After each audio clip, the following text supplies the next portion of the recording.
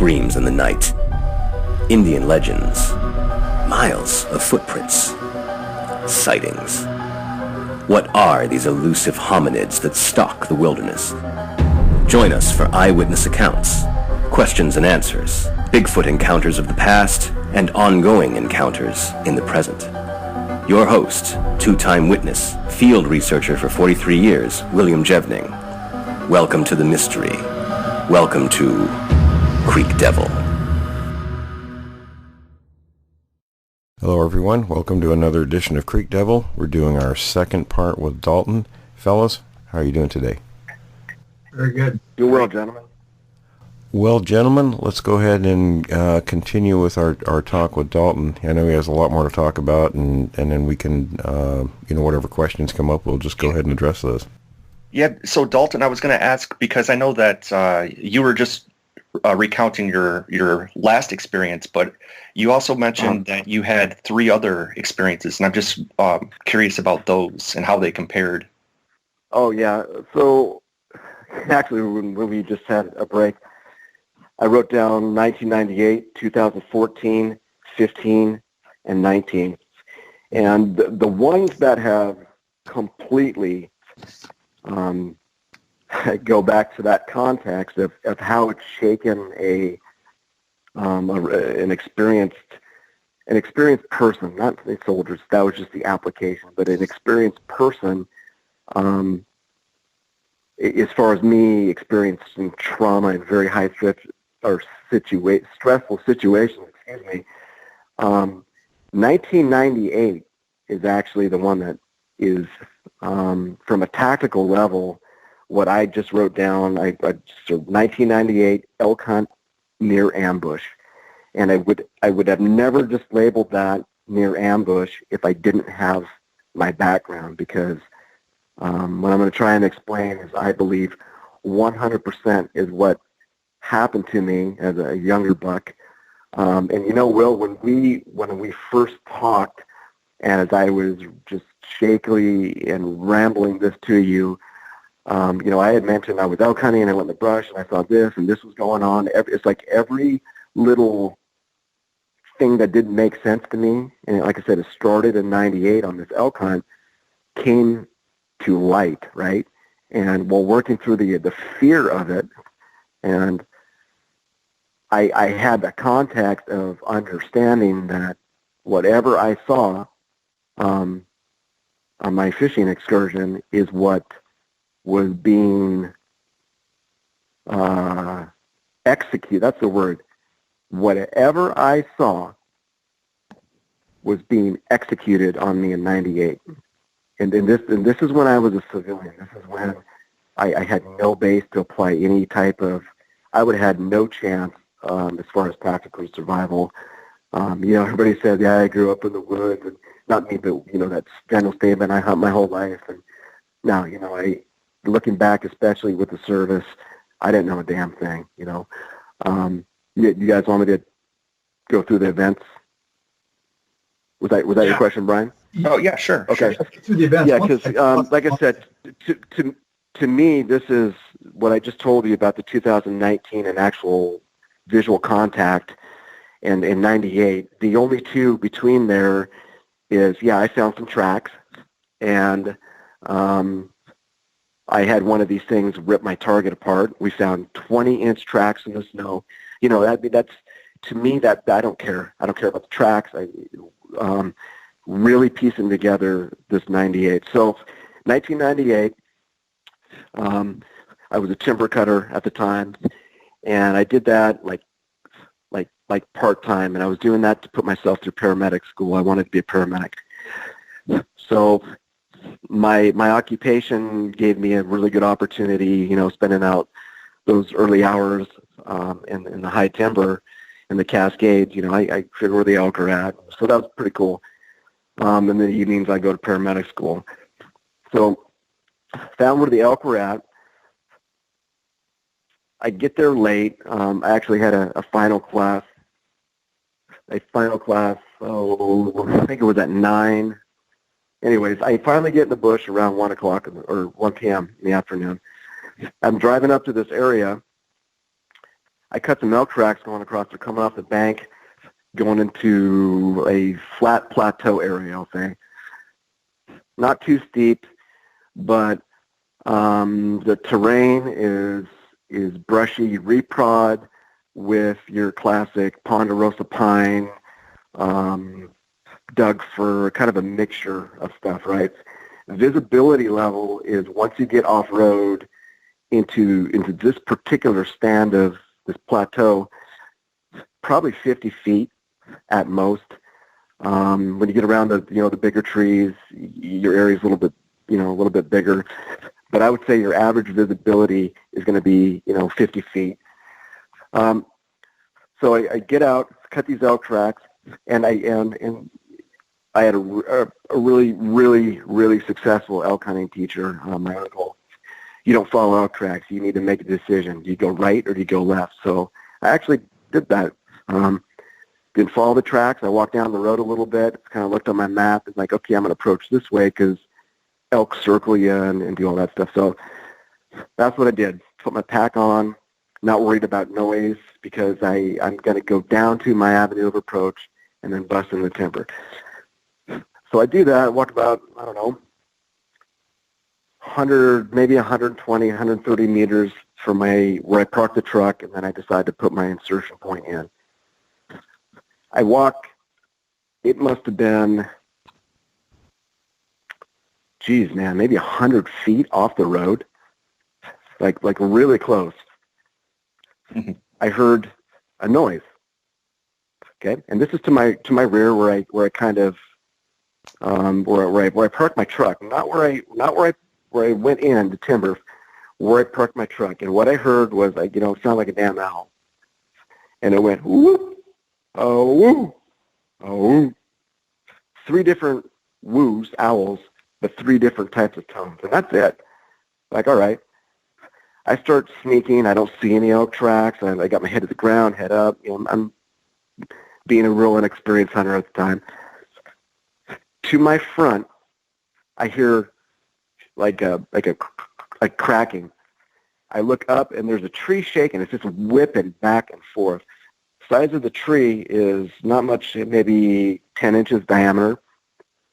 I'm really excited. Like, oh my God, there's a bull rubbing his horns. I got these guys. I got them. I saw the elk tracks that I saw, at least 15, 16 head of elk. I am right in the middle of them. That's what I'm thinking. So I start to approach. I take my pack off. I'm trying to get light because they're right there. I start crawling on my knees a little bit. This tree is still whipping back and forth, but I don't smell. That's a big thing. You always, when you're in the middle of elk, even after you bust them out, you can always smell them. They just smell. They smell rank. It's not a big deal. They smell like a wet dog. They're musky. That would be my musky. Not a big deal. This tree's still whipping, but I don't hear the horns. I don't hear the classic bull rubbing his horns. And he's not. And this time of year, he's not. Shining them. He's thrashing a tree because he's doing his testosterone deal, right? I don't see any elk, so I advance a little bit. I finally I keep going, but when I get to the tree, there's not a goddamn elk there. Immediately to my right, I hear movement, okay? I just hear the brush popping. My visibility, even under when I got to this tree, that, 10, 12, 14 inches around, there's no way an elk is going to move that. When they do bust trees, they're small, man. They might be 50 feet tall, but the diameter is not very big.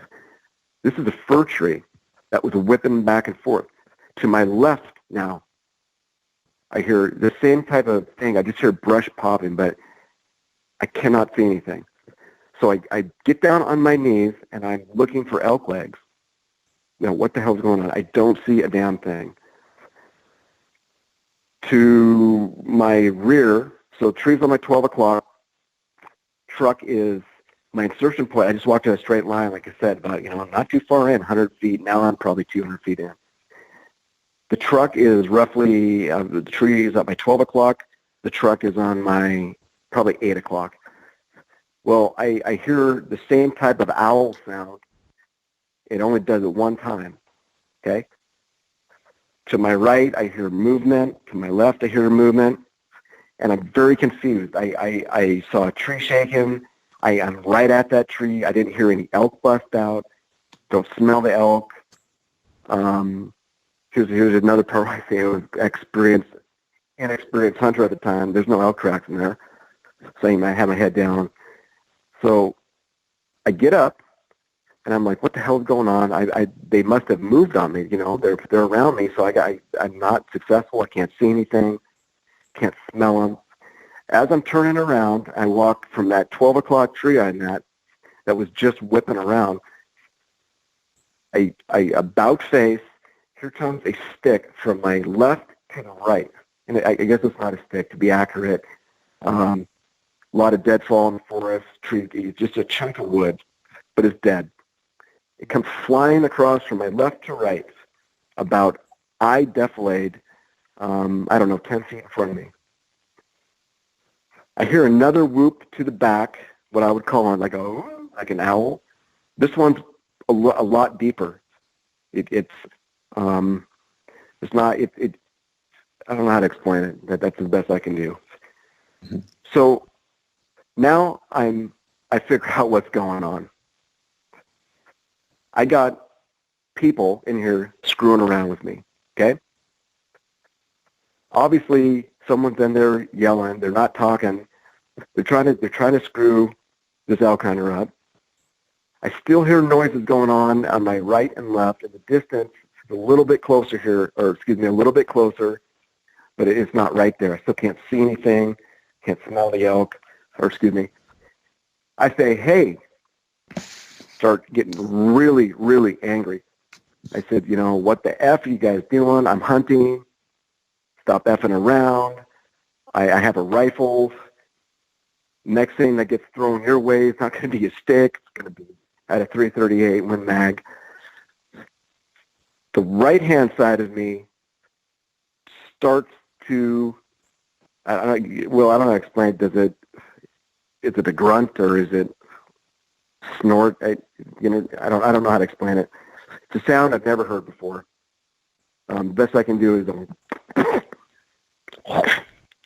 I thought somebody was grunting, snorting, like, you got a big loogie. I was trying to avoid saying that like a 6-year-old. Got a loogie.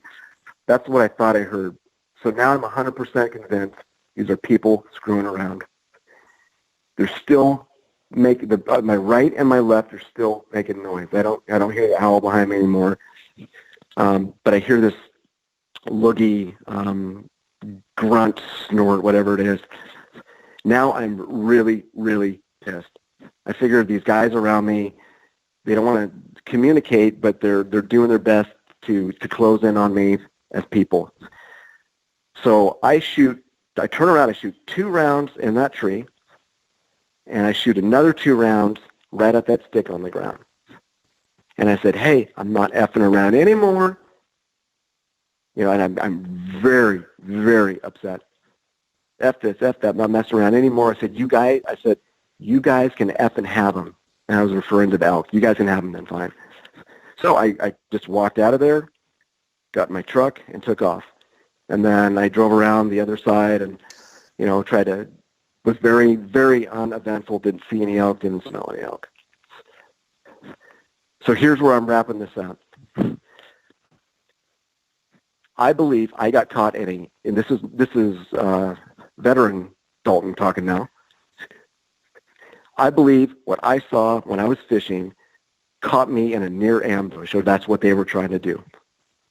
Because there's a couple details here that don't make sense. I know what happened now, but as I was working through this, and this is when we talked, Will, and these things were kind of going through my head, and I was like, this tree was shaking, and oh my God, and you told me it's about numbers, and I said, do they ambush? You remember that conversation? While I was just spilling this out in our first conversation. Absolutely. Yeah. Well, I put things together, man. I believe, as knowing what I know about the military now, that they were drawing me in for a near ambush. And I can rule people out on when I skeptically, because that's how you got to look at all this shit.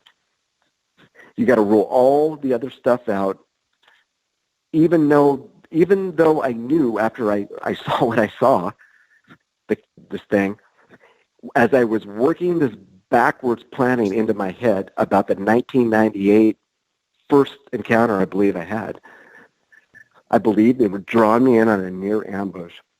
Nothing that I couldn't shake that tree. Okay, an elk can't shake that tree. A bear, I had no, rule a bear out. No elk horns, no bear claw marks. Okay, let's rule the tree out. Let's rule the crunching around. This snort, loogie, grunt. I don't even know how to make that sound, but I heard it on my right. And this is what I know from war. Okay, when you shoot at people, the normal human physiological response is for them to actually squat down. Okay, they squat and they yell. They make noise because it's a very, very uncomfortable feeling when you get shot at. But I've done that enough in particular situations to move, we'll say, individuals from here to here. But they always make noise. And I've done it at close range, roughly a little farther away in actual combat. But the distance these things were around me, the normal human response is for anybody to say, hey, no, I'm just joking around. I'm just kidding. But nobody made a sound.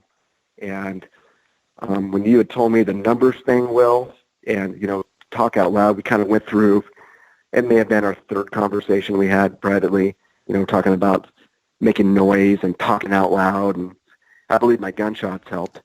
And like I said, I told my wife this last night. It kind of hit me. I said, no wonder I ended up in the type of ops unit I was in because I'm such an asshole aggressiveness with my personality, like type AAA. That's what I believe saved me when I was a kid and didn't know anything. I got pissed off. I yelled, and I yelled a lot. And I also fired a couple rounds, right, to the tree, into that stick. And I believe that's why I walked out of that situation. So yeah, Dalton. Down and yep. Oh no, I was just going to say, or just kind of an observation, and I was just about to ask Will this.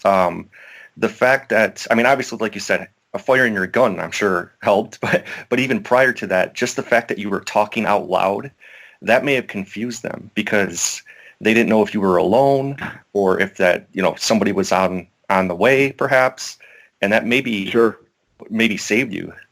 Just like Will, because this happened with Gerald. Yeah, very similar. Who's this? Yeah. Do you know anybody this happened to, Will? If you do, I would love to. I don't know how we get in contact, but there's some other details that are I need to sort out. There's a few other things that I really want to make sure that's accurate, and this is more on a tactical level, Will, of what was going on, just besides I heard brush and I heard this and some sounds. Yeah, I don't know, Brian. Like I said, it just kind of my ability to get angry in that situation. Yeah, maybe talking about. I was yelling. I was really, really upset. I'm a 20-year-old kid who thinks he's going to kill his first bull elk, and and they ruined it, right? And all the way until.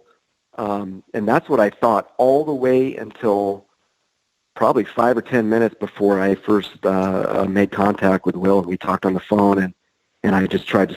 Everything was just pouring out of me, right?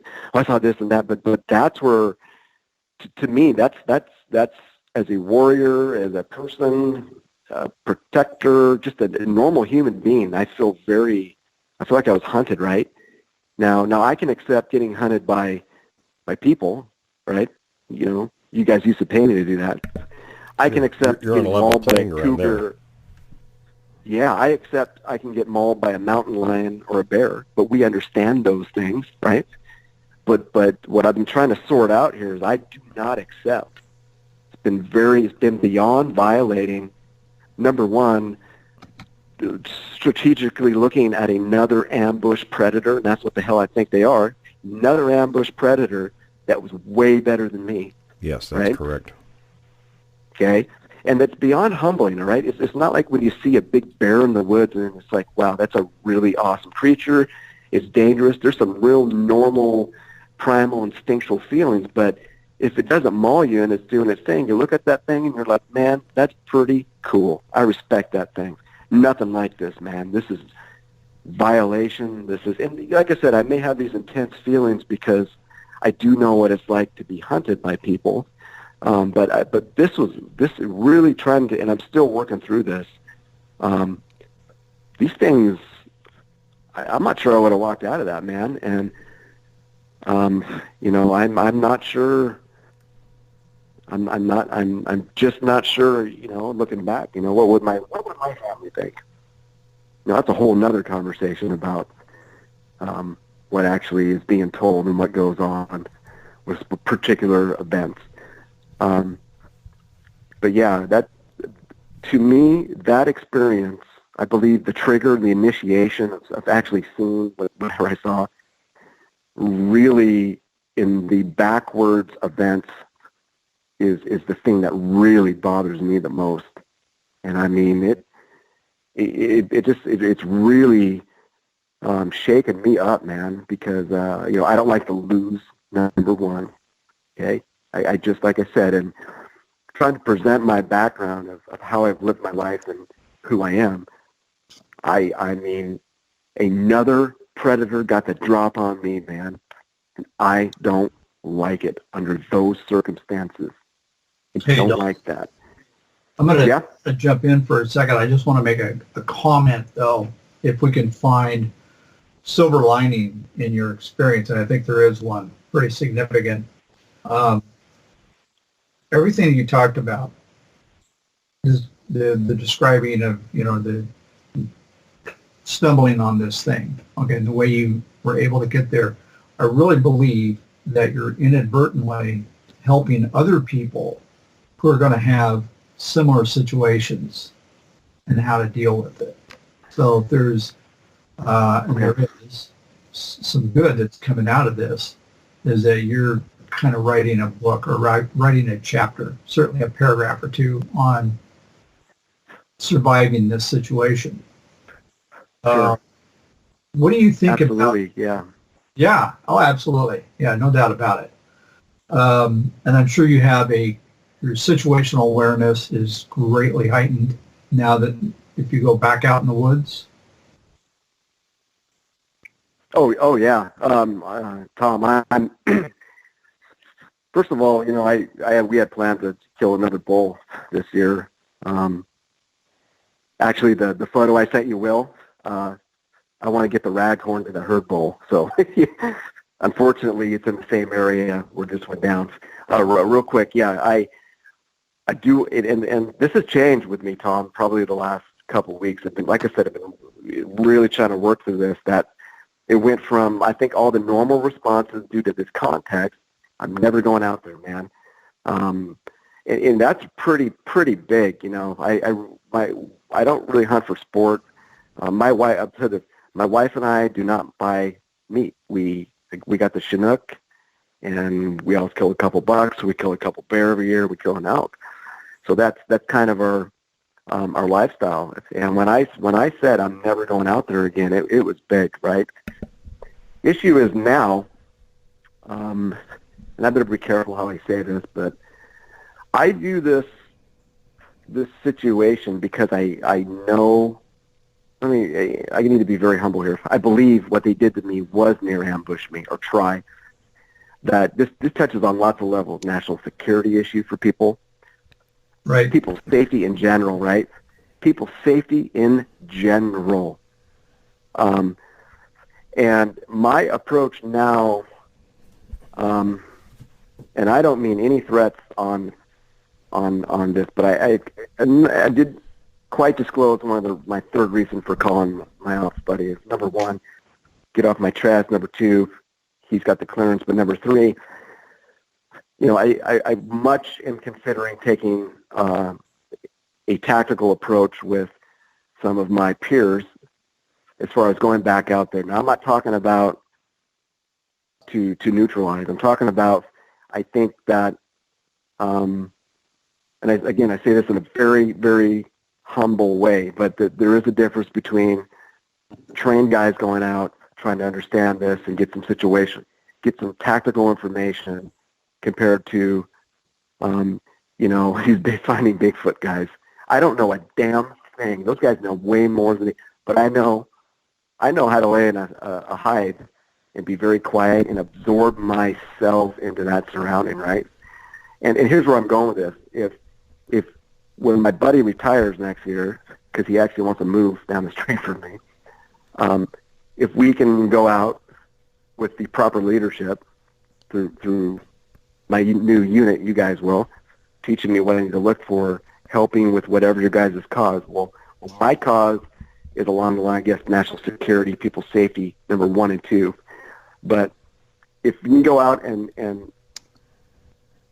the area in which I grew up in, this will be my 26th year hunting these areas, if you can identify, hey, if they're doing this in this area, an AO, then maybe we can go over here and be safe and do it in this area, right?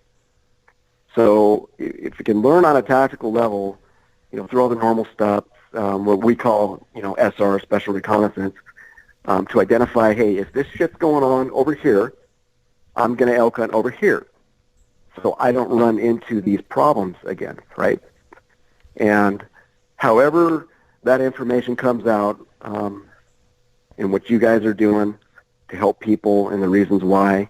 And again, I'm really speculating because, like I said, I'm so uneducated on this topic, and you and I, I guess what your guys' mission statement would be really nice to, hey guys, we're not going to go elk hunting over here because these things they're hunting right now. We don't want to get caught in an air ambush, right? So, right. I'm really working. Yeah, you and I have talked about working on a project together, but so we don't want to go too much into that.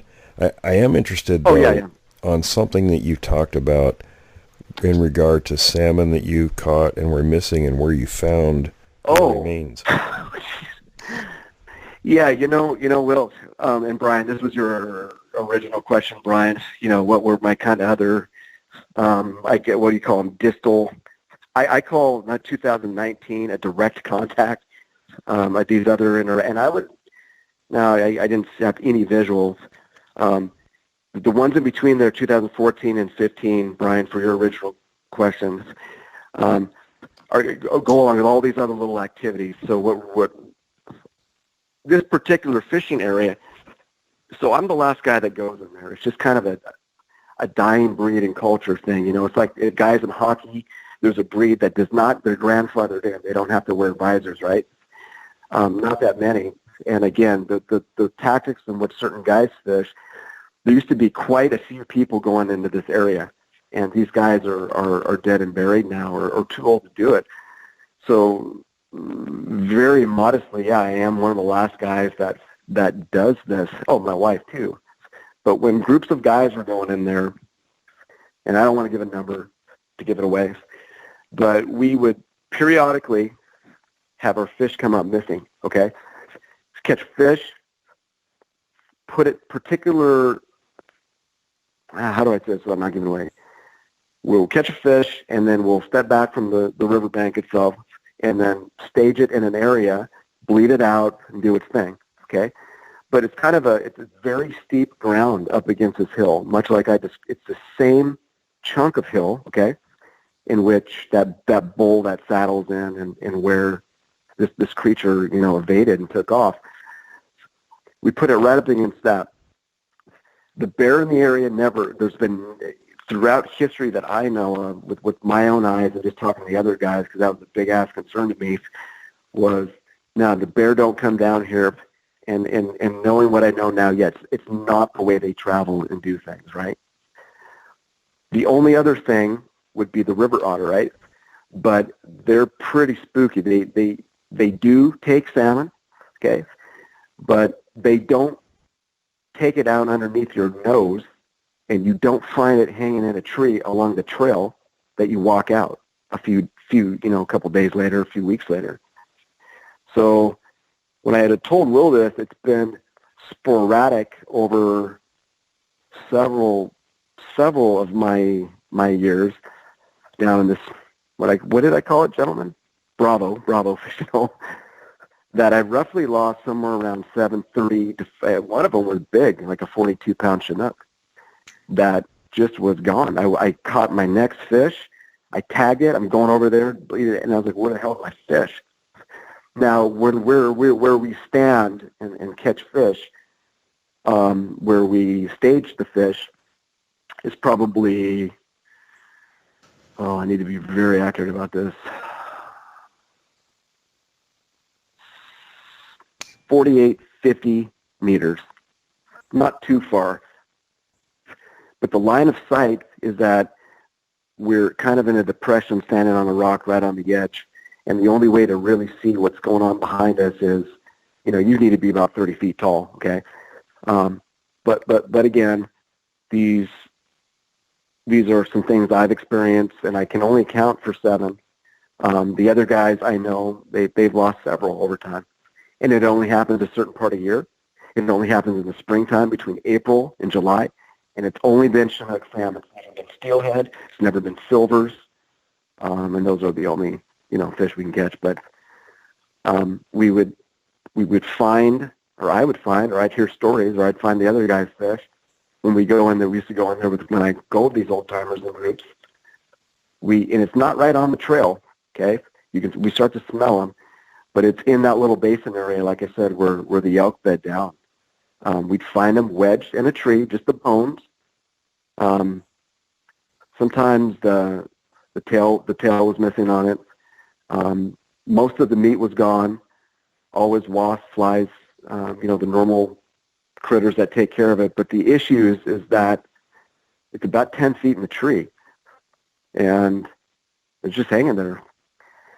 And when I start to rule the skepticism out here, we always see, not always, but when we do see the otters, they have an SOP on how they operate, man. They don't drag it a quarter mile up the trail, a mile and a half up the trail, put in a tree. They drag it right on the riverbank, and they go to town and eat that thing as fast as they can, because the bald eagles come in and the buzzards come in, right? They need to gorge quickly, right? And as far as I know, throughout the history here in this particular area, I can't account for the rest of the river system itself, but no black bear has ever came down and taken some salmon that I know of in this particular Bravo area that we fished. So that's kind of a little weird, difficult thing that happens. But when I start piecing some things together here, it happens.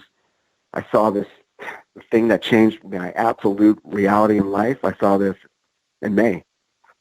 Our fish come up missing, like I said, anywhere from, now let me back up. The only time to get that we do fish in the Bravo area is when the water conditions, right? So if we got a lot of snow up the river and the river's blowing out high, we got to wait for the river to drop down. So there's been a few times that, no one's been across the river. And then in my new generation coming up, I would be one of the last, individuals to do that. So on the timeline and frequency of it, it's very variable. But I haven't been back over there in about 3 years based on water conditions, and that's the only reason I went to the Bravo area, is because we, lack of snowpack this year and other conditions. But these things have happened. So, that's just one of those things in this particular area. And we had talked, prior to our conversation, Tom Wallace, that you kind of know the area. If we draw that straight line, this goes all the way to, kind of your neck of the woods. I would say the same Cascade Mountain Range and what I would call their AO, right? Their area of operation, whatever they do. These little things take place. But yeah, that's the deal with the fish. Well, the deal with the fish also is you've done a process of elimination for what could do that. Because I've seen the river otters. They're actually kind of cute. You've seen what they do, right? Yeah. Yeah, Yeah, and some of them, the ones I've seen actually were on the coast. I'm assuming the river. They're huge. They're about the size of dogs, and they eat crayfish, and salmon, and they get their hands on. But I can't think of anything that would. Number one, why? What benefit would there be to hang that fish up in a tree? Number two, that's a baby that none of us have ever heard of. I've never heard of that. That's yes, it's there's some logistics behind this. It's and I don't want to give it away. The logistics of this particular spot, when we can talk privately, it'll totally make sense. So it's an opportunistic thing that only happens under these circumstances, right? You got to have a fisherman yanking them out of that particular hole and spot, putting them in that particular place, and along with being skeptical and ruling people out, everybody's there, right? We have accountability of each other, right? You know, even if there's only one way out for a human being, and everybody's going to see them packing their 30-pound salmon out of there if they're the ones doing that, right? So it's kind of an accountability thing where you can rule people out. It also only happens, which is unique to this particular Bravo spot, is that and a lot of times when we were all doing this, a collective group, there's guys both across the river from each other. So we have situational awareness and what I'm going to call accountability of sitting there staring at another guy across from you, and they're doing the same thing, right? But this only happens under circumstances in which we as a fishermen are fishing straight down at our feet and have our back towards the bluff, the rock, the terrain. And this, so, you know, there's this little other tactical flashing lights that's been going off in my head about these little things that have, you know, and like I said, I can only account for this, and this is over a 25-year period, right? Hey, fellas. But the reason I brought that up, why it was an interest, is there's a connection to it. And really? I mentioned my book, Bigfoot Evidence, the last one I published. I put lots of pictures of different types of evidence in there, and one of the things I put in there, I received through our JRG leader, Jeremiah Fountain, from the Adirondack Mountains, and there's a piece of property there. New York area? Yes. Okay. A lady who's a nurse who actually lives here in Northern California now, but is from that area and has property there. There's a tree on their property, and a deer was hung 11 feet up this tree 2 different times. Oh my goodness! Over a several-year time period, and these things could be for, you know, baiting other animals. In other words, if you're going to maximize the food intake, you put something up that's going to attract other animals. So you've absolutely actually magnified the amount of food potential. Absolutely. Wow. And you know those deer, like I said, Adirondack said, I did some training up in that area. And, there's a pretty big white-tailed deer in certain areas. You know, I don't know if it's a doe or a buck, but, you know, and I'm sure it varies in the area, but you're talking 200 pounds. Right, and it's not something cougars do. When you look on the various states' websites about cougar behavior, cougars... That's not their MO. That's not how they do it. They partially bury their kills. Yeah. Yeah, wow. It's the opposite. Plus a cougar, I mean, a good-sized cougar could weigh, 200 pounds? They're not going to lift their own weight up on a tree 11 feet. Doesn't make sense. Yeah, no kidding. Do it. Unbelievable. Wow. Yeah, I have pictures of it, so it's pretty interesting. Yeah, like I said, Will, I feel like a BF, right, buddy effort. You know, being an Army guy, I'm going to get my intel from you. I want to get the books, and you mentioned that. Like I said, I need to get on that. I'm trying to get a really good control of myself and situational awareness so that when I can start learning from you guys, right, all three of you. Well, I think it's reciprocal. I have myself under control, right? So I could, you know, have the other lights going off in my head. I wanted to, Brian, I'm sorry, Tom, there's a little echo, so it's a little late. What did you say, Tom? No, I just said, you said you want to learn from us. I was saying it's entirely reciprocal as well. So. Sure.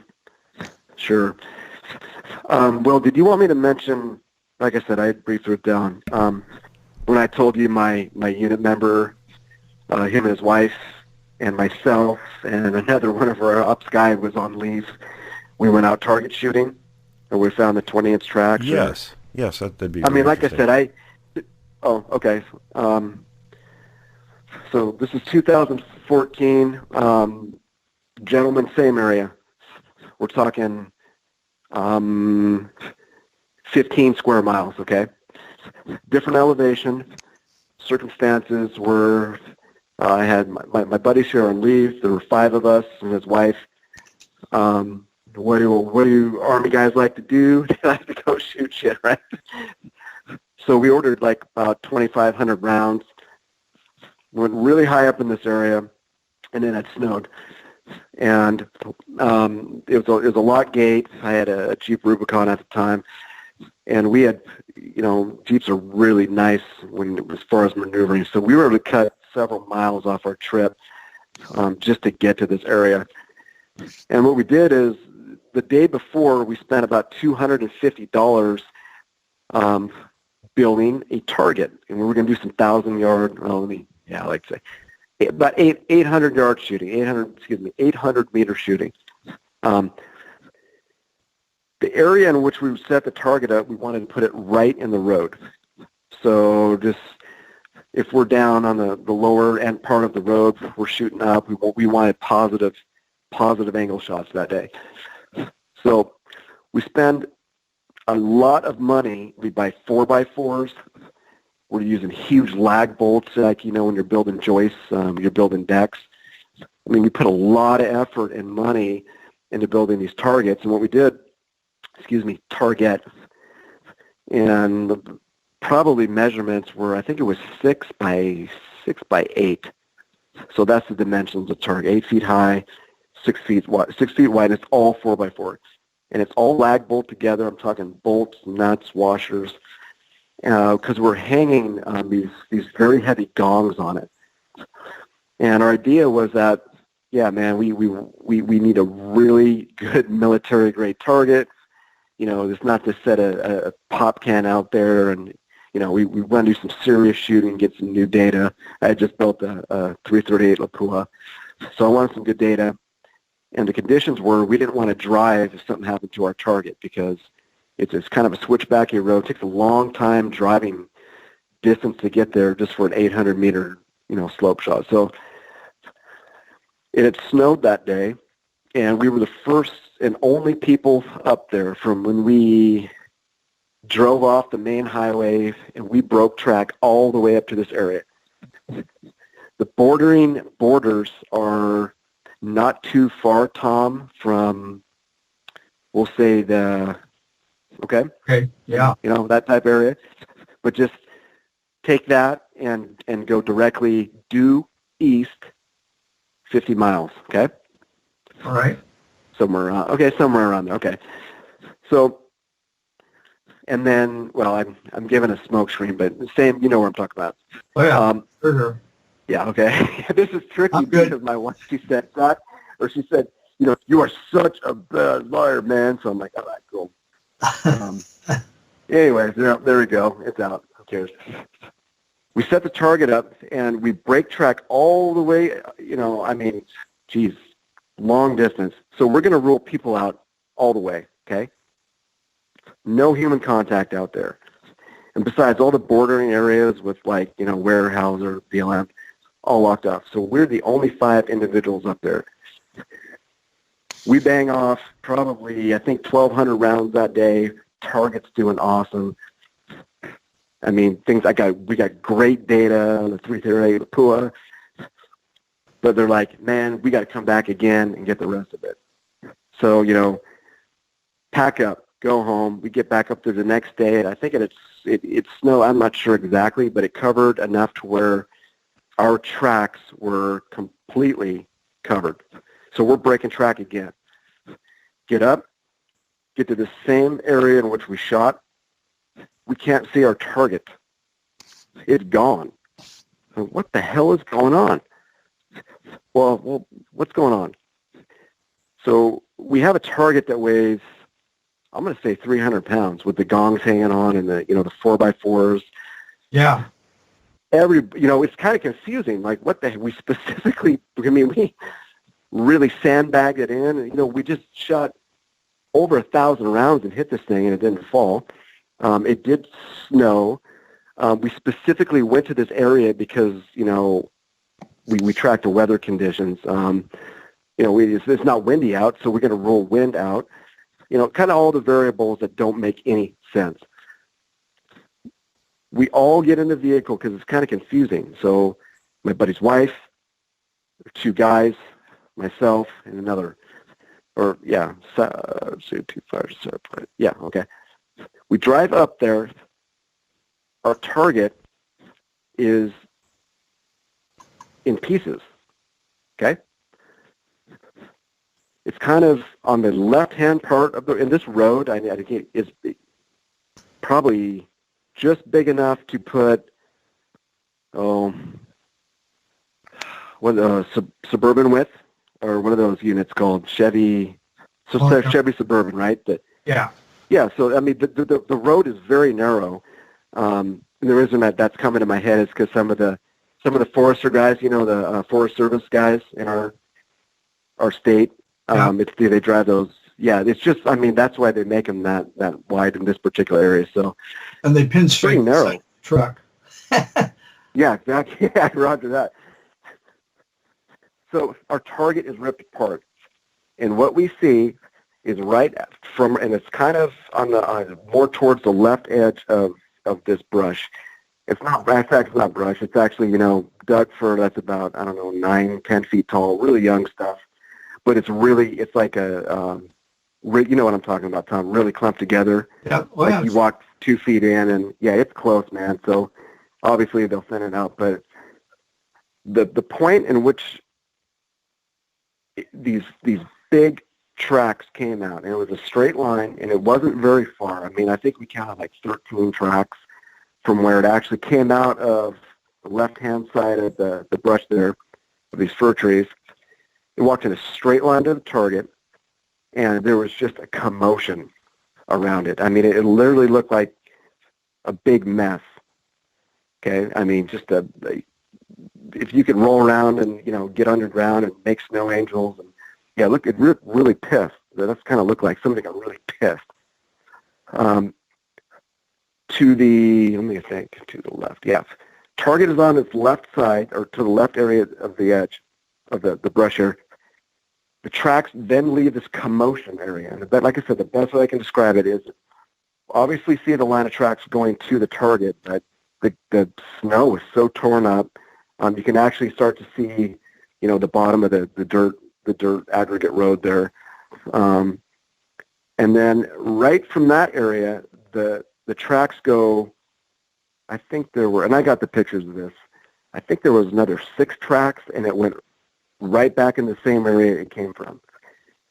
And the issues with that is that I stuck my rifle barrel down to it, and it's from the end of my muzzle to where I had a 28-inch barrel on it, was where the stamping was on the 338 Lapua, the barrel there. It was on the part of the 8. Okay? Brought that home. When we brought it home, it measured, 20, it's somewhere between 20 and 21 inches. Like I said, we did the best we could with the snow. We averaged some things out, so we'll say 20 inches. And the other issue with it is that where the tracks came in and went out is a major, major, major bluff. Okay? You know how it is. You got that steep kind of ridge, you got a little bit of terrain, flat spots, benches, and then there's a lot in the Cascades. There's a lot of, I guess people call them dead-end bluffs, but they're not too bad, but you're not going to crawl out without a rope, right? Yeah, right. So, yeah, we saw this. My buddy's response was to his wife, "Get your ass in the truck." The other 2 guys and I, the rest of us, and I don't quite have my count down, guys, and I'm sorry, I'm trying to be real accurate, but 1, 2, doesn't matter. The commandos here. We take a knee, we look at each other and said, "Are we seeing what we're seeing?"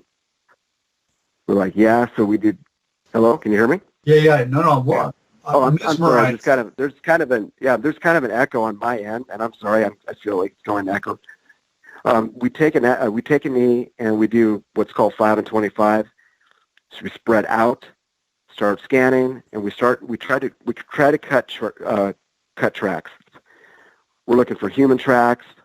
We're looking for everything to try and explain this situation. Okay, and we can't. We do the best we can with looking over the edge to where we think it's going to go. But like I said, we got kind of a good look, and it's rocky, bluffy, and it looks like it's vertical. I'm not saying the thing jumped off. I mean, obviously it negotiated terrain that was illogical for any of us to negotiate. Yeah, but not. And that's that. I mean, that it sounds.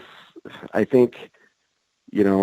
After going through 1998 and actually seeing this thing, that encounter, to me right now, it's like, yeah, that's okay, cool. It's not really important, even though it's important.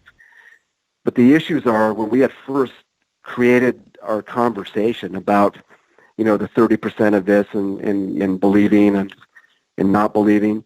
Even after this happened to the group of us with our experiences, we came home and we just ordered pizza and beer and had a good time. We haven't spoke since about it until I made that phone call. I told you earlier to the same gentleman. That was my question, Dalton, was after all of this, you weren't really that interested and maybe not a believer or just kind of on the fence. I know that's the question on a lot of our listeners' mind right now is, where were you at? Quite honestly, this is exactly where I was at. It was really exciting, as Ed mentioned, we grow up in the Northwest and hear this, but when you see this, it was real, and I believed it then. The problem, I believe, I didn't see anything. It just did not register, man. Yeah. And I was still of that opinion of, there just might be one in the world, and wow, we saw its tracks. It tore our target apart, and that's another thing in itself. When I really drop back, I can't believe it ripped those 4x4s and lag bolts apart. That's unbelievable. Well, it's that you can't even do that if you drive over it with your truck. Well, why did they do it? They must be watching you shoot those targets. Yeah, they were observing you. And I can only imagine. And if you look at it this way, like I said, my perception now on these things is they're a big threat to a level, and I kind of tried to explain that earlier, but I think at the time I would probably chalk it up to if 1,000, I think it's 1,200 rounds that day, the 338 LaProy hit this gong all day long, I think that pissed me off. I don't know what their hearing abilities are, but that could be a reason. Tom, I don't know if you remember, but when we talked to Lee recently, he had a very similar situation, actually, with an outhouse. If you recall, he talked about one of these things apparently took offense to something he did, and it ripped that outhouse apart, and it was built very sturdily, just like the target. Yeah, it's funny because it seems like they react and they have kind of a short temper in some situations. Sure. They have a short fuse, and they take it out like on the outhouse, and then in Will's book, they took it out on some people's, the one in Yakult. Do you remember that, Will? Yes, absolutely. Yeah. It's something we do hear about occasionally. Wow. And I'm going to comment. Scare me. It didn't. Area. I'm sorry. It didn't scare me, Tom. To your question, it did not. I was intrigued. I was fascinated. It was exciting. Yeah. But I did not understand the fear level. I did not understand that until. That's what I've been working with these couple of weeks, right? And I told my mom and brother about that, And like I said, they're very, wow, yeah, they're not, they believe, and I mentioned too, Will, I'm Ojibwa Chippewa Indian. If I could just hit on that real quick, guys. Yeah, would that be all right? Absolutely. And you kind of know about this, Will. Was trying, when I saw this creature, my initial feelings were not just I would think the normal ones of this is irrational, what the hell's going on. I had this feeling inside of me that was very, and I'm not talking spiritual, I'm talking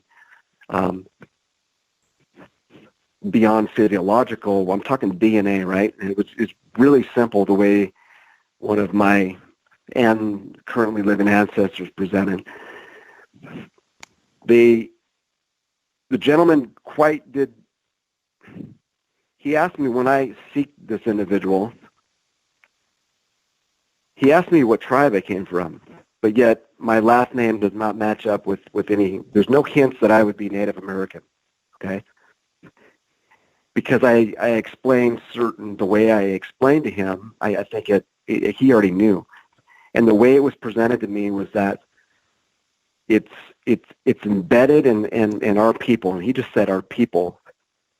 But my paramedic in mine is on that physiological level. We all have traits, we have feelings that we might feel, smell, that may happen from caveman days. But how do we apply that?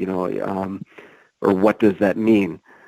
And the way he presented to me to help me understand the way I expressed my uttermost fear of not understanding was that our people, the Ojibwa Chippewa, dealt with these things in Canada, and I think my particular family connection came down through Canada and in the Michigan area and things like that, and that's what he said to me. So, I'm very logical. I'm very I need that data and proof. I mean, it's either black and white. And again, I'm not talking the spiritual part, but that really made a lot of sense to me. And I believe these extracurricular feelings and these heightened awareness are not from a soldier's point of view. They might be the fact that I'm living blood, like all of us might be tied to these things with our ancestors back then, having to deal with whatever's going on back in the day.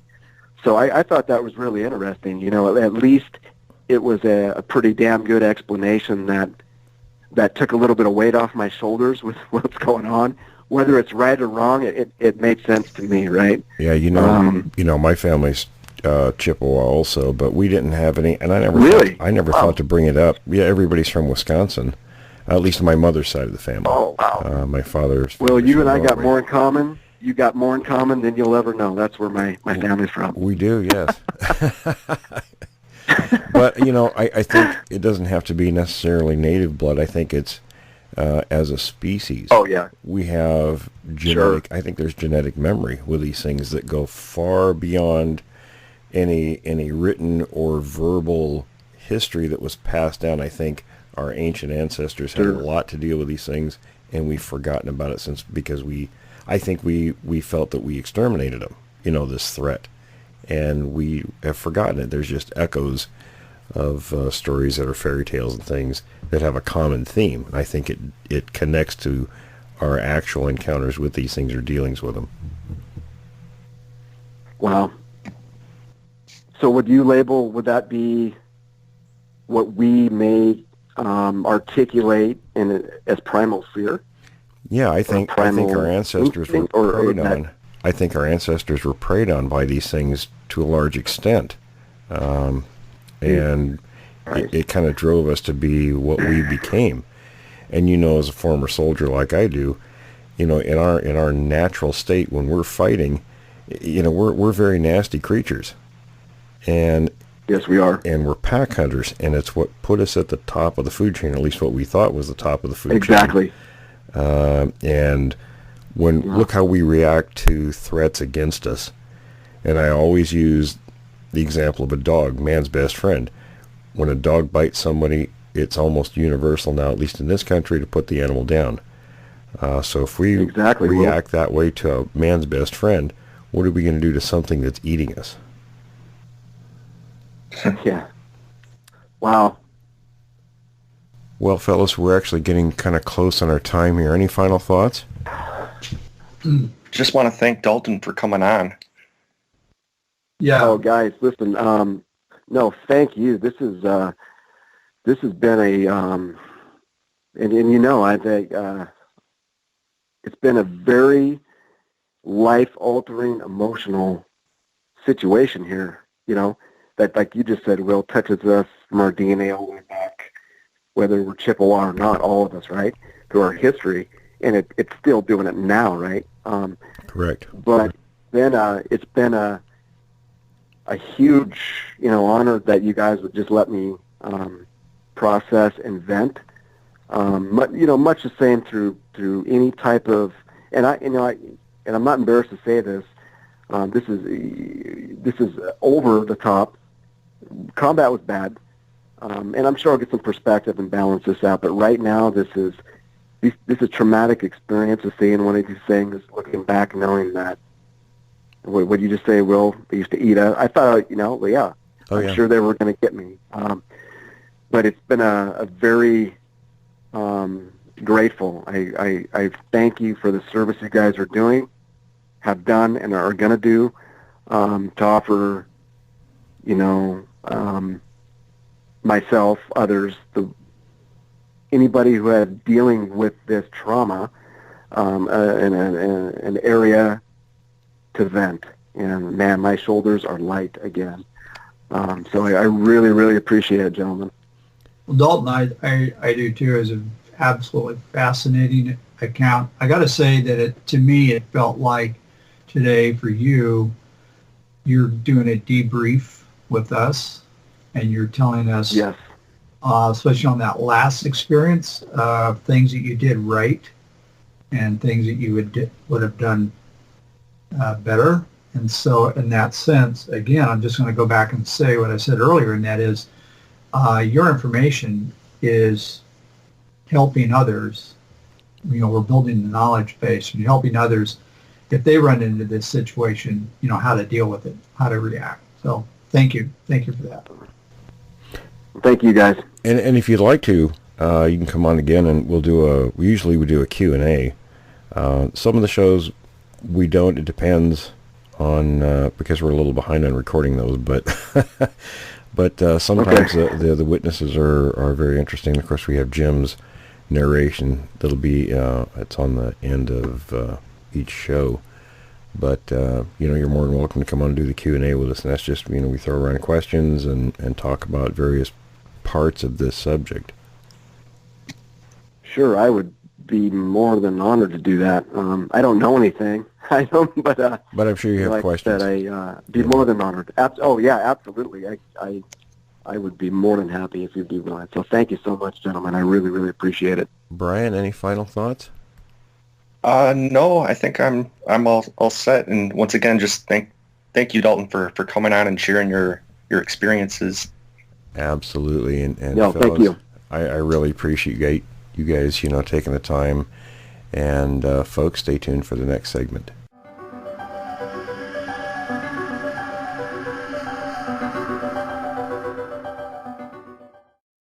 Well, fellas, I'm not sure what questions we have to start out with, or if there's a particular topic. I know off the show we were talking about a while back a couple of things. There were some articles.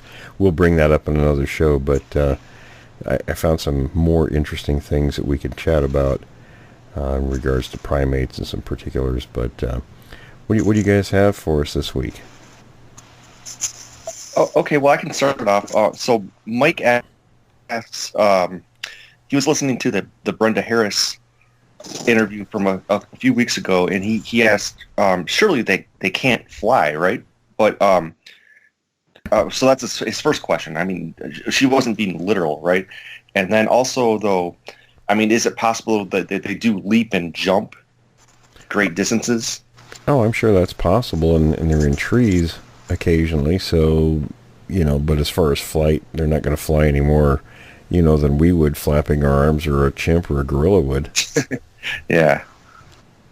Yeah, it's important to note, too, that a lot of times witnesses might see things and they might kind of jump to conclusions a lot of times, I would say. You know, what's interesting about jumping to conclusions, you know, I was reading through the comments on the YouTube page on not this week's posting, but the previous one, and somebody made the comment, there's always the naysayers against Patterson and Gimlin's film, and someone made the comment about, you know, they're frauds, you need to go check out whatever website it was, and then the person made the comment about Patterson being a filmmaker and a designer. He was neither one of those. Patterson was a construction worker. Yeah. And you know, I know that from discussions with Mrs. Patterson, and she told me a lot of stuff about, you know, their lives back in the late 1960s, and you know, even some financial things about, you know, how they really didn't have a lot of money. So, you know, it's just ludicrous for somebody to believe things like that. And the same thing with people like M.K. Davis, who come up with these crazy ideas about what happened there, and which did not happen. Yeah, yeah. You know, and I think it also underscores a point that a lot of people, I've heard comments that, well, they, you know, they went looking for this thing, and then they found it. And so I think a good response to that is, so they found what they were looking for. Okay. Yeah. And what's your point? Well, and you know, we've talked about that. They knew there were Sasquatches in the area at that particular time. And Al Hodgson called and told them, hey, if you want to come down and see something, you better do it now, which they did. So, and they just happened to, you know, come upon that creature. You know, and that was part of the reason I'd asked the question, well, I don't know, a couple weeks back, about using horses to look for these creatures. Would that give you an advantage? And I think, the answer was yes. And that's part of the advantage I think they had, was they were in an area where these things were prevalent. And they were using, using livestock or horses. Yeah, there's a lot of deer and elk in that area. And, you know, an elk is comparable in size to a horse. So, four-legged walking with hooves could easily be mistaken for an elk. Yeah. So, maybe that's a tip to any would-be people out there that want to go looking for Bigfoot. Learn how to ride a horse if you don't know how to do so already, and horses are mules. Yeah, noise camouflage. Yeah, and actually, to getting back to Mike's question though or his point, I think about that he's right about them leaping though, because there are so many reports of them, crossing a road with just like 2 or 3 steps. In other words, their stride is really, really long, and they can move distances very, very quickly. Oh yeah, very quick. Yeah. That's a good point, Brian. And doesn't that also bring up the point that so many reports, I mean, gosh, almost 90% of the reports talk about how quickly they cross the road. So aren't we really looking at consistency in reports from a variety of different time periods and a variety of different sources? Yeah. Hey, well, I had a question. This is kind of going back to Jonathan's question from last week, and he has another one too, by the way, that I'll get to coming up here. But going back to his question about last week, about how there are reports of them reaching 12 feet in height, and I think that we've covered that's probably unusual. I mean, usually very they're unusual. not. Yeah, they're not that tall. But I had a kind of a follow-up question to that, because it seems like, and this is not a blanket statement because it can differ for person to person, but for the most part though, human beings that are unusually tall, let's say 7 feet or above, tend to have shorter lifespans and they also tend to have worse vision than a normal-sized human being. And I'm just curious to know if, even an 8-foot Sasquatch, is there any evidence that their vision is maybe that suffers a little bit compared to a human's, or and also about their lifespan? Is there any evidence that they're what their lifespan is? Not that I'm aware of, but here's the thing about the height and like physiology issues. When you look at a human, I'm not sure what the average is today for height. I'm sure somewhere between 5'5" and 6 foot tall for an adult male. When a human grows, let's say to 8 feet, that's outside of our normal design by quite a bit. So yeah, there's going to be problems because it overworks the body. It's not designed for that size. The Sasquatch is designed for that size and build. So that would be normal for them. Now, if there was one, let's say, excessively large, then it would probably have similar issues, I would assume. Yeah. Now, as far as lifespan, nobody knows, but I'm assuming it's around the same as what chimps and gorillas would have in the wild. Yeah, because I think the average for a gorilla is about 35 or 40 or so. So maybe it's probably maybe similar to what a Sasquatch. I would think so. I mean, depending on how hard a life they have in a particular area and genetics, things like that. Yeah. Okay, so Jonathan also has another question here. Have you ever heard of the Sykesville monster? I have, yes. And he says apparently they found the monster's bones, and he just wants to know what your perspective is on that. Well, I think if they find these days, especially if they find bones of something like that, it would sort of be out of the bag. You know what I mean? Yeah. So I'm guessing that if they did have bones, it wasn't from something unusual. It was probably a known animal of some kind. Because that doesn't ring a bell for me. I was just going to say, and on the other part of that question, since there wasn't anything really said about that, maybe the story about bones being found was not accurate. Right.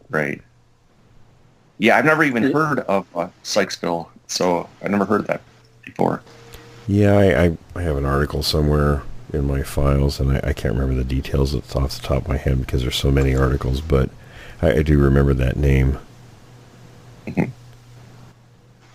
Yeah, you would think that bones, because the marrow of the bones, I would think that would have the DNA. I mean, that would just be a huge find. That would be a huge discovery. Oh, yeah. It'd be a big deal, and you don't hear anything about it, so...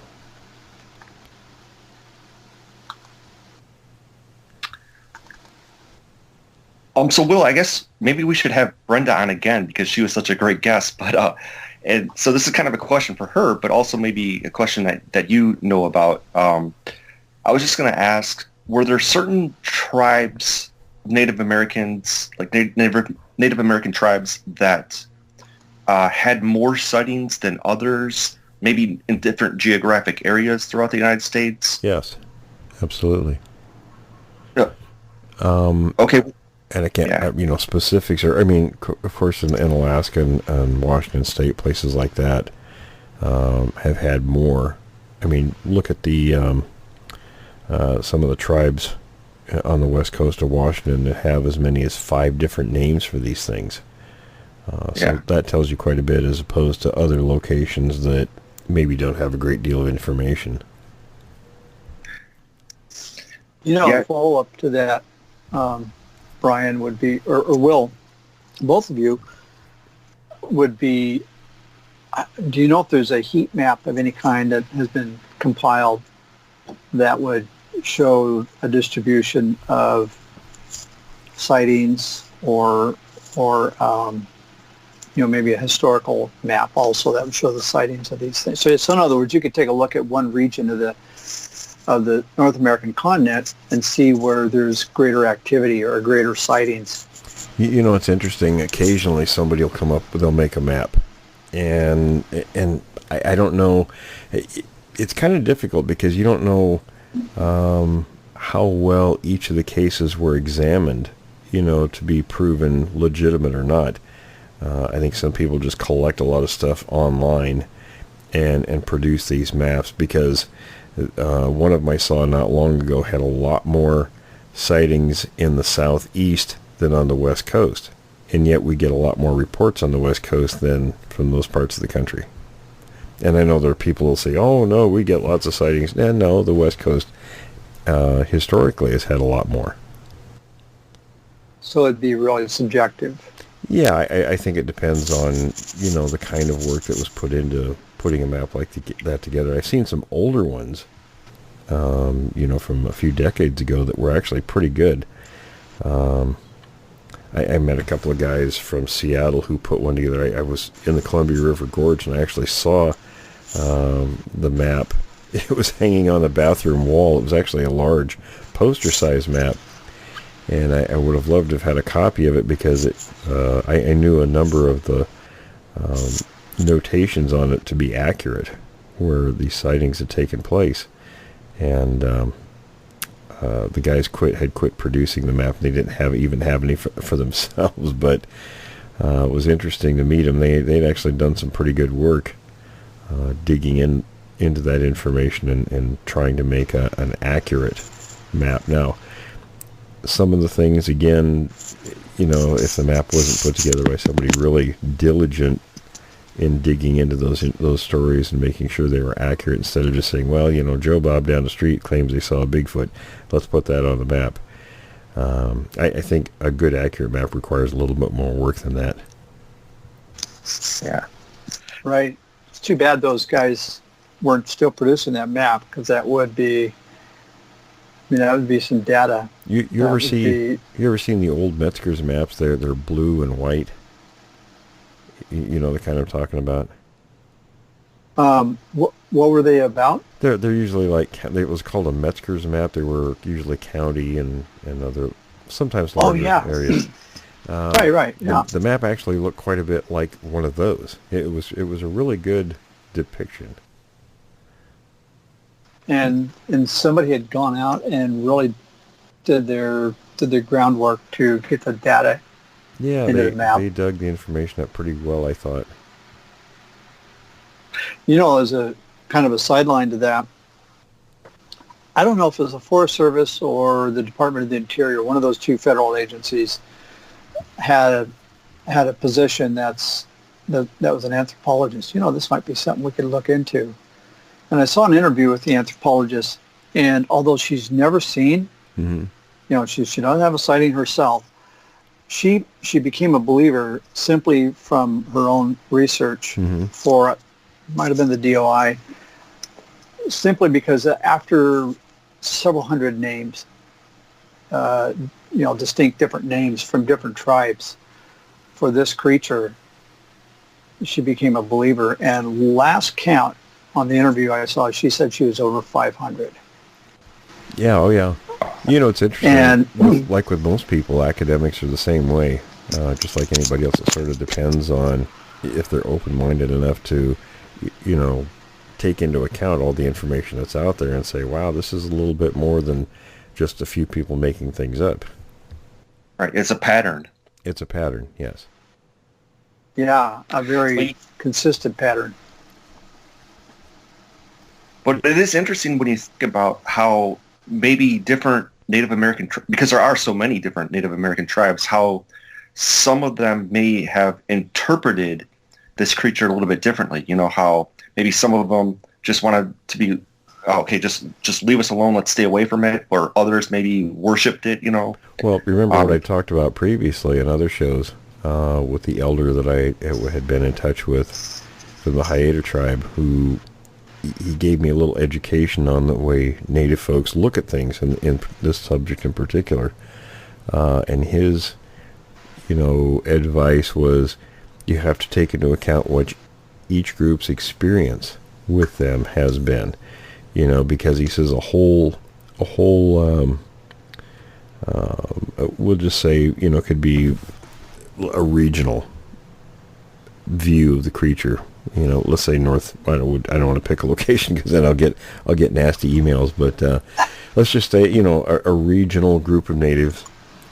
We won't specify locations or anything, but just as an example, let's say that they have an outlook that the things are not very nice. They will harm people, things like that. And then let's say 2 states away they have the opposite viewpoint.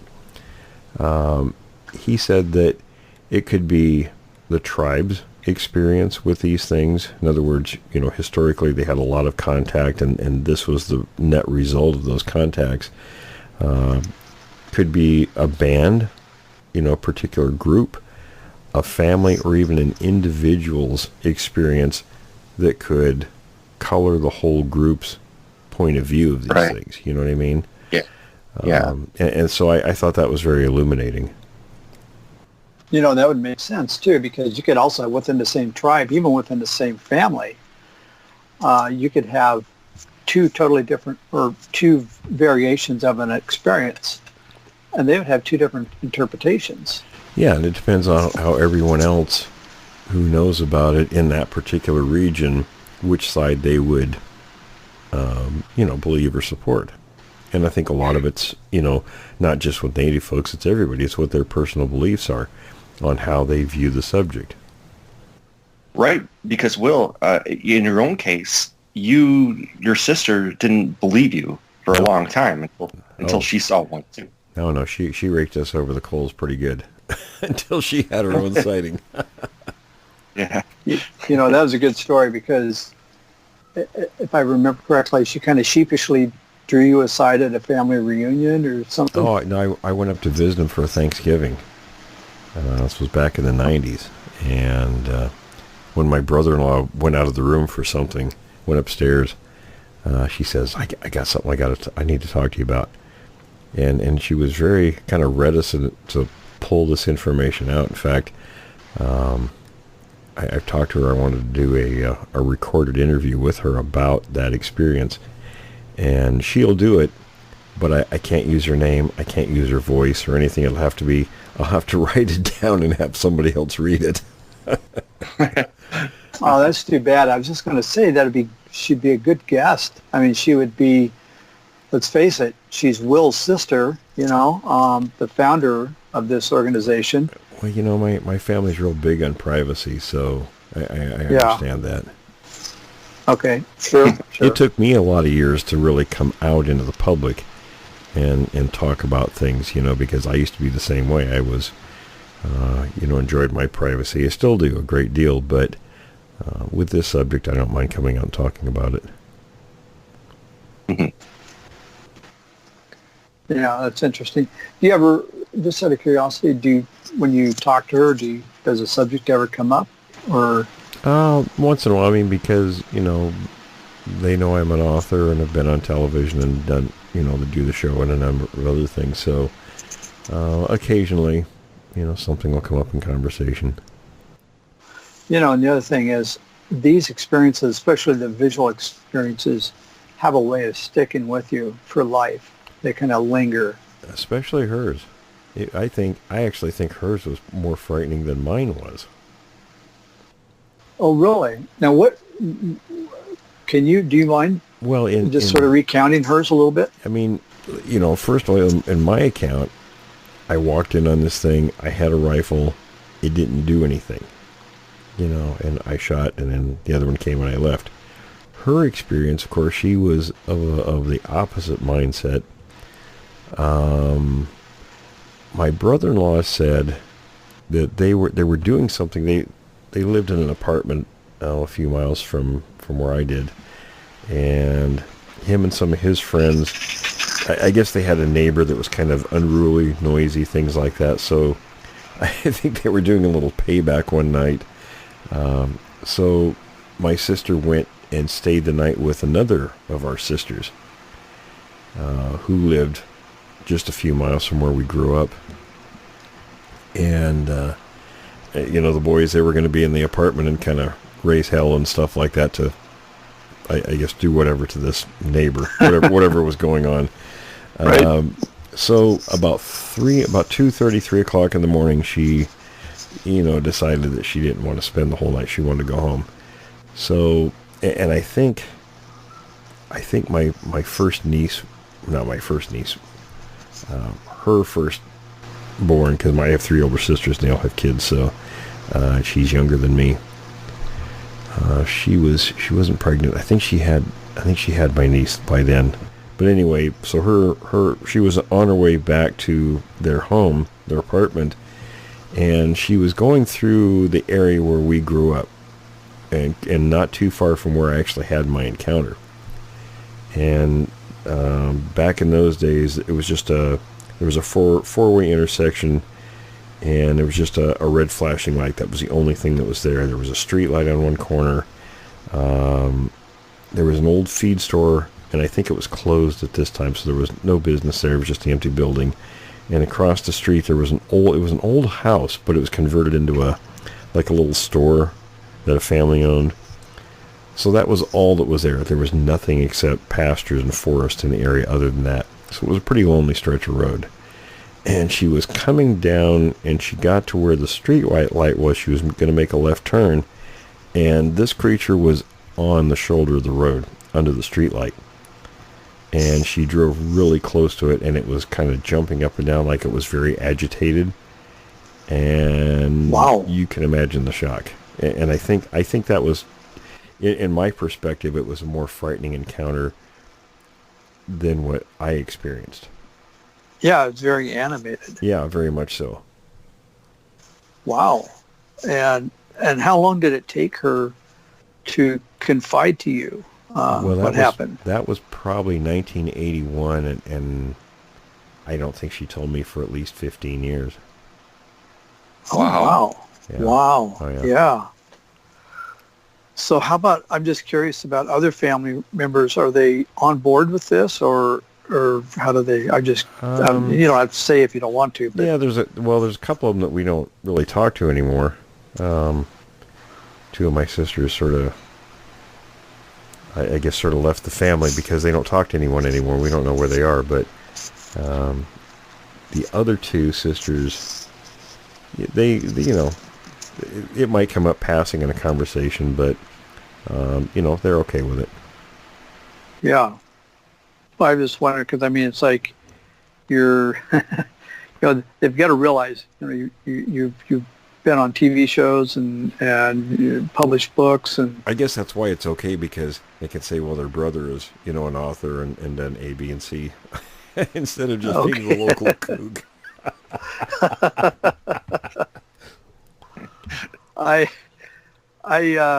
It's interesting because I've kind of gotten to the point where when I bring the subject up, and I find it's really important how you bring it up. You bring it up as if you exactly.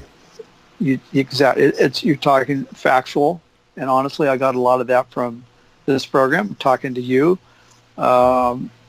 you're not trying to convince anybody of anything. It's just a very factual conversation, and that brings a response from the listener, from the person, to, even if they're a skeptic, to listen in a very different light, more seriously. And that's a good point.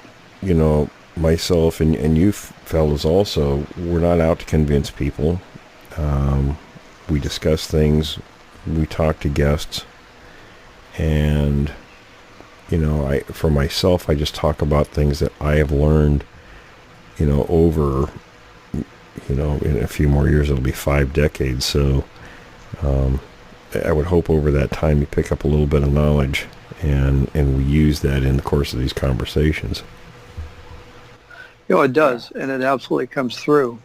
And I'm going to just say this, and maybe a little bit of a shout out to folks out there who might be listening, who've had an experience and are maybe on the edge as whether they want to contact us or not.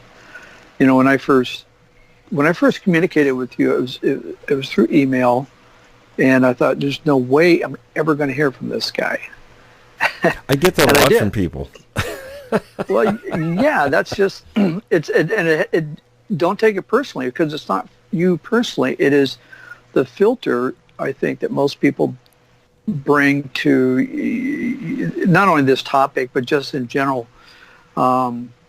It's kind of a public forum, and it's almost like contacting somebody, for lack of a better word, maybe a public person or showbiz or something like that. Yeah, I think a lot of people in that position, and you do. There's a lot of crazy people out there, unfortunately, and they will just say and do things for, whatever reason. You can't even try to guess. It's not even worth the effort to try to figure out what's in some people's minds. But and I noticed that even with the YouTube, channel, put the shows up there, and some of the insane comments, and of course they get deleted. They don't get posted. You and I chatted by text earlier. I was considering not allowing any comments at all on YouTube, but you made a good point. It's nice for people who are interested and have something to say, to have a place to make that comment. And I want to apologize to people that there's been a couple that said, well, I'm not up there chatting with people, and it's not my purpose. I don't have time to do that. I have far too many things going on, and with close to 160 posts on YouTube, I can't sit and go through all those. It's really time consuming, so I try to do the best I can. Occasionally I'll answer a question, but it's not something I can really keep up with. So, but it's it's for people to post things if they have comments, something to say, and sometimes other people will respond to those things that folks say on there. So that's kind of what that's for. And that's right. But you do. I know you go through, and I know you read every one of them. I go through after every show, and I read them. I suspect Brian reads them as well, and they're interesting. And so folks, keep bringing them, because there's literally thousands of perspectives and thousands of viewpoints that somebody's going to have a question that we haven't thought of. They're going to bring a different facet to this. And there are some very interesting people that come up there and write things. So, folks, we definitely appreciate that. Yeah, absolutely. And while we're on that subject, I think we should mention right here that, if you've got something to say, you don't have to put it on YouTube. Contact us on the webpage on creekdevil.com. Right. Exactly. And if you just go to creekdevil.com, and if you scroll to the bottom, there's a big black button. You just click it, and you can, you can ask any question you want, and you can if you want to, but it's not necessary to ask to remain anonymous. That's our default position with everybody. And even those who give us a first and last name, and ask us to use their first and last name, I think more often than not, we decline. We would just use a first name. It actually would be nice to know, a person's name and where they're from. It doesn't have to be specific. We won't use that information, but, it would be nice to know who we're talking to or answering a question for.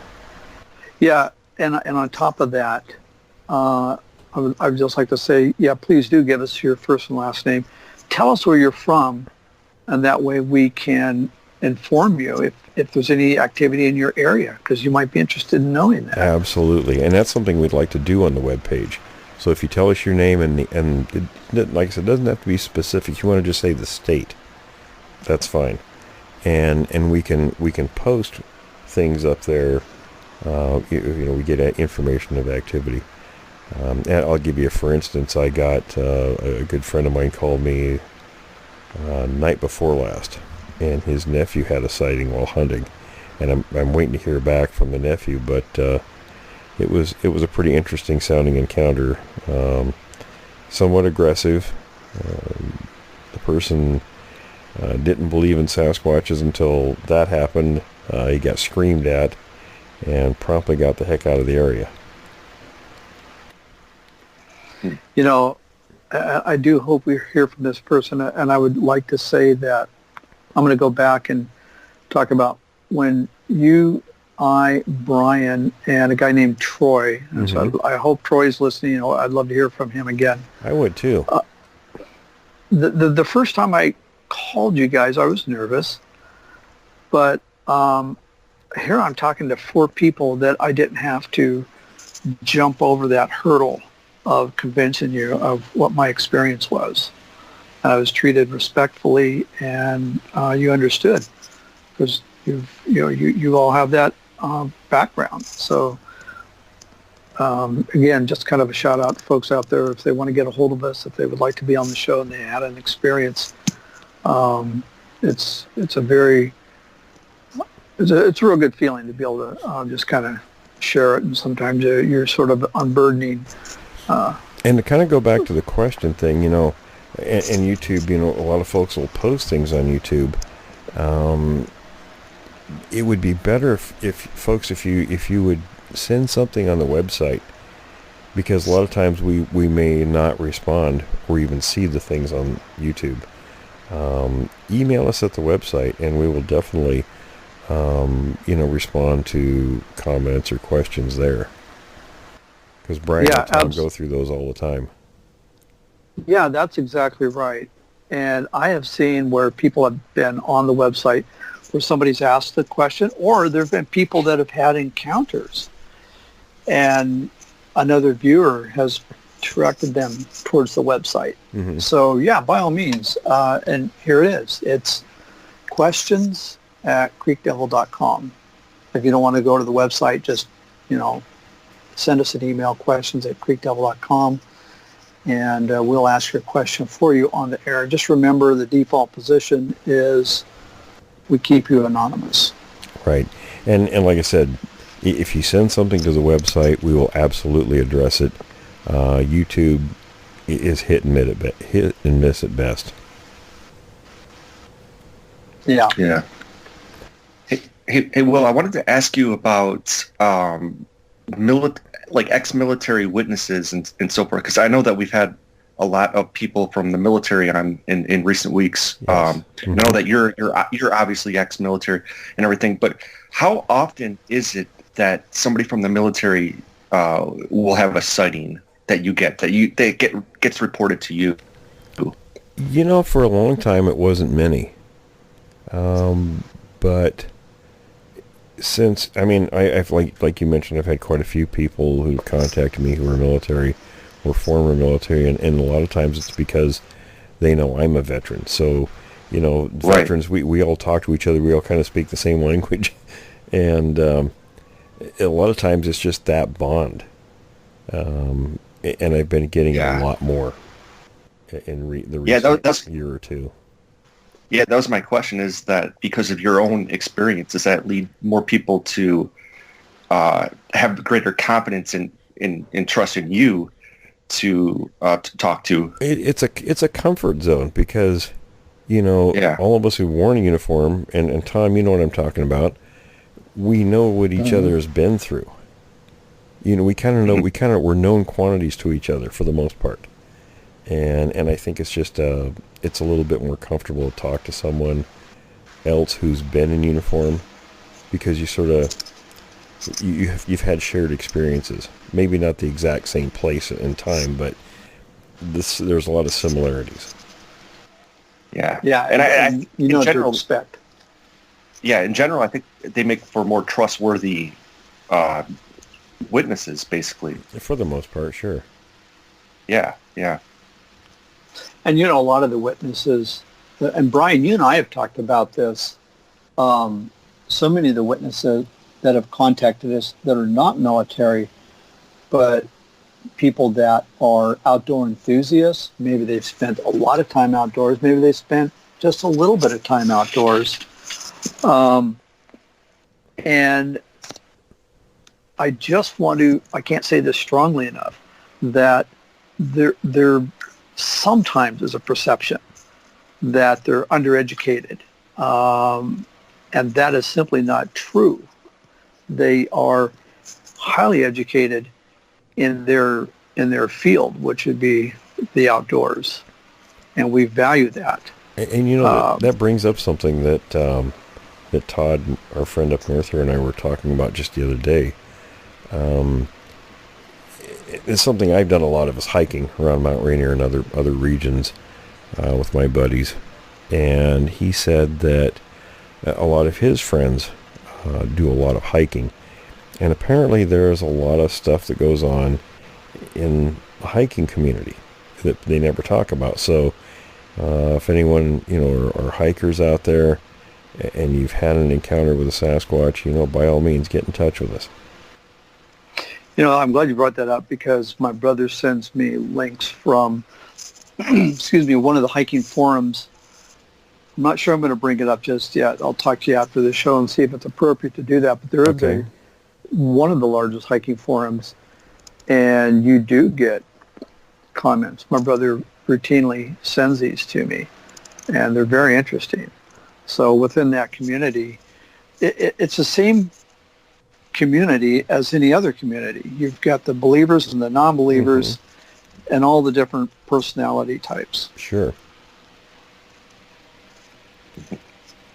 Well, I mean, it never hurts to ask, right? No, absolutely not. Hey, Will, I was going to ask, how do you think that you're so successful in terms of getting information out of people that you interview over the years? I think it's just the approach. It's just that sort of flat. I'm not giggling, not laughing, not joking. And I've seen a lot of people come into the subject in different approaches, and mine was always because I knew what I saw, and I wasn't going to expect anything less than just telling people straightforward, this is what I do, this is what I saw, Yeah. And I think people respond positively to that. Tom, you mentioned that. I mean, it's all in your approach. Yeah, exactly. I just want to say, Brian, that's a very good question, and it is sort of contagious the way you treat the the witnesses in a very matter of fact way. We're talking about something that, again, we don't have to overcome any hurdles of silliness or disbelief, or all of that is just simply non-existent in the conversation. And it kind of goes back to the old timers. When I saw them interacting with locals, it was the same way, and there wasn't any of the snickering or side looks, things like that. It was always very matter of fact, straightforward. It was A, B, C, and D. This is and where we're going with this, and so on.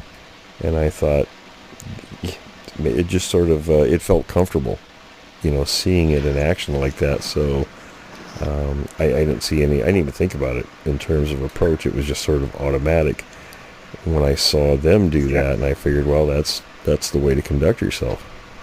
Yeah, and it is. The snickering is, I think it's kind of a psychological defense mechanism to say, well, maybe I believe in it, but I'm still on this side of the fence in case you're on this side of the fence too. And I've seen so many people do that, and I'm thinking, what a horrible way to approach people that have had a horrible experience. And you're right, you can tell when somebody sort of got one foot on each side of the fence. Right. And it's sort of like, well, how do I trust this person? Because maybe 1 minute they're believing me, and as soon as I leave, they're making fun of me with their pals. You hit the nail on the head. How can I trust this person? Exactly. So, yeah. And if their foot is on either side of the fence. And so that's... Or there's people out there who, they'll believe certain parts of a person's story and not other parts of the story. Well, how do you believe that person? Were you there witnessing the encounter with that person? You don't know what they experienced. Right. And exactly. The other thing too, Will, is and I'm not just talking about interviewing people, but also, it's funny. I have been watching the show Forensic Files because it's been featured on Netflix, so I've been kind of going through a marathon. Yeah, I've seen that. But also, just how when you examine a situation like the Goldhammer family or whatever, but you examine the context and you ask questions. It's the same way that good detectives do and good forensic scientists do when they are investigating a case like that. Yeah, you collect up the information, the facts that you have. I think that's also, it's not just right. Yeah, when you follow the information that you initially have, if you're doing your job right, it will lead you to more facts and details, and theoretically, it should lead you to a conclusion. Yeah. Well, and I think I'm scrambling, but what was the title of the book? The 101 book. Oh, Bigfoot Fieldwork 101. Yeah, and half of that, the latter half of that book, is all about forensic evidence. Now, that book is not going to teach you how to find Sasquatch. What that book is intended for is because my thinking when I put that together was giving people the tools of a foundation. If you really want to be interested in doing this, you can go out and find all kinds. There's people that find stuff all the time. It's what they do with it when they find it that's important. And if you don't do the right things, then what you find is meaningless. Now, my background was initially anthropology and archaeology before I went on to psychology, but I really enjoyed archaeology. And in fact, when I retire, I'm thinking about going back and getting a degree in archaeology, just because it was a lot of fun. And I apply a lot of what I learned in the field school to this subject in terms of documenting, because the aim is, long after I'm gone, I want people in the future, if whatever I have is of any value scientifically, they can take that information and recreate it in a lab somewhere and be able to use it. That's interesting. And so with that book, that's what they should be able to do, get that foundation to collect the information and catalog it properly. Well, exactly. And I want to say that the book is also written in a way to the novice, to somebody who is just stepping into absolutely this, as an interest, which is what I did. And I was like, oh, okay, well, I need there's a list in there of things that you need. And I went out and I got those things, most of them. And so anyway, just from that standpoint, it's a great starting point. Now, Will, has your interviewing strategy changed over the years since you started interviewing witnesses, or has it basically stayed relatively the same, would you say? It's changed. Initially, I think when you first start out doing things, you don't really know what to ask, what to expect. And you're always second guessing yourself later. Did I ask everything? And then if you miss things, for me, I always hated pestering people, and being intrusive in their lives. So I was always very careful to try to get everything, in one interview. Of course, now, over this many years, I ask less and listen more, because listening, you get more information. Some people, they like to ask a lot of questions, and unfortunately, that makes people kind of clam up, and the questions they get, that's the only answers they're going to get through that interview. If you let people talk and listen, you're going to get the whole story. Well, that makes sense too. Right, because it seems like it would be less of an interrogation and almost just like them explaining everything in their own words, right, feeling more comfortable. Yeah. People will follow the path of least resistance. So if somebody is interviewing and they have, let's say, 10 questions, and the interviewer walks away with 10 answers, if you listen and not lead the witness, let them lead you, you might get 100 answers. Mm-hmm. You know what I mean? So that's sort of my method. And those 100 answers would be answers that you didn't even know Exactly. you needed to ask. Yeah, Right. makes sense. And if you listen, and if you miss something, then you can ask the person, or maybe to clarify something. Now on the show, sometimes I'll ask somebody a question, and it's to clarify something that maybe listeners need a bigger perspective on, or something like that, a little more context to understand where it is they're coming from. So another question is, and one of my favorite books was the story about the Goldhammer, the Goldhammer family. Have you, in like them or some of the other accounts like this, do you ever stay in contact with them, or do they ever, periodically stay in touch with you? Oh yeah. I stay in touch with people for decades sometimes. But people come and go, so sometimes you lose contacts, but and that's something that I was taught to do, was to stay in contact with witnesses for a long time. And some of them, turn out to be really good friends, like, look at you guys. So, yeah. If nothing else, it's a great way to meet people and to make friends, and that you might not ever meet otherwise. So to me, it's been a real privilege to meet a lot of really nice people. Yeah, I agree. And and I also wonder if over time some of these people don't have maybe another encounter, or updates. Occasionally, like we're gonna interview Chris this weekend, Chris in Tennessee. And same with Don in Maine. Occasionally they have, there's ongoing things, so we'll get periodic updates, and Chris has some new updates for us, so it'll be interesting to hear from him. Yeah, and I'm looking forward to that. I haven't met Chris yet, or I can't remember if I have or not. Hey. Yeah. Hey, now, Will, do you have a new field guide book that's coming out, or? I do. I'm working on one. I haven't really given it a name yet, but I am working on one. Okay. That's good. Oh, go ahead, Brian. I was just saying, how's that going to be new or unique from the latest one? Well, I don't want to give too much away because people steal my ideas, so we'll wait till it's out, and then we'll talk about it more. Okay.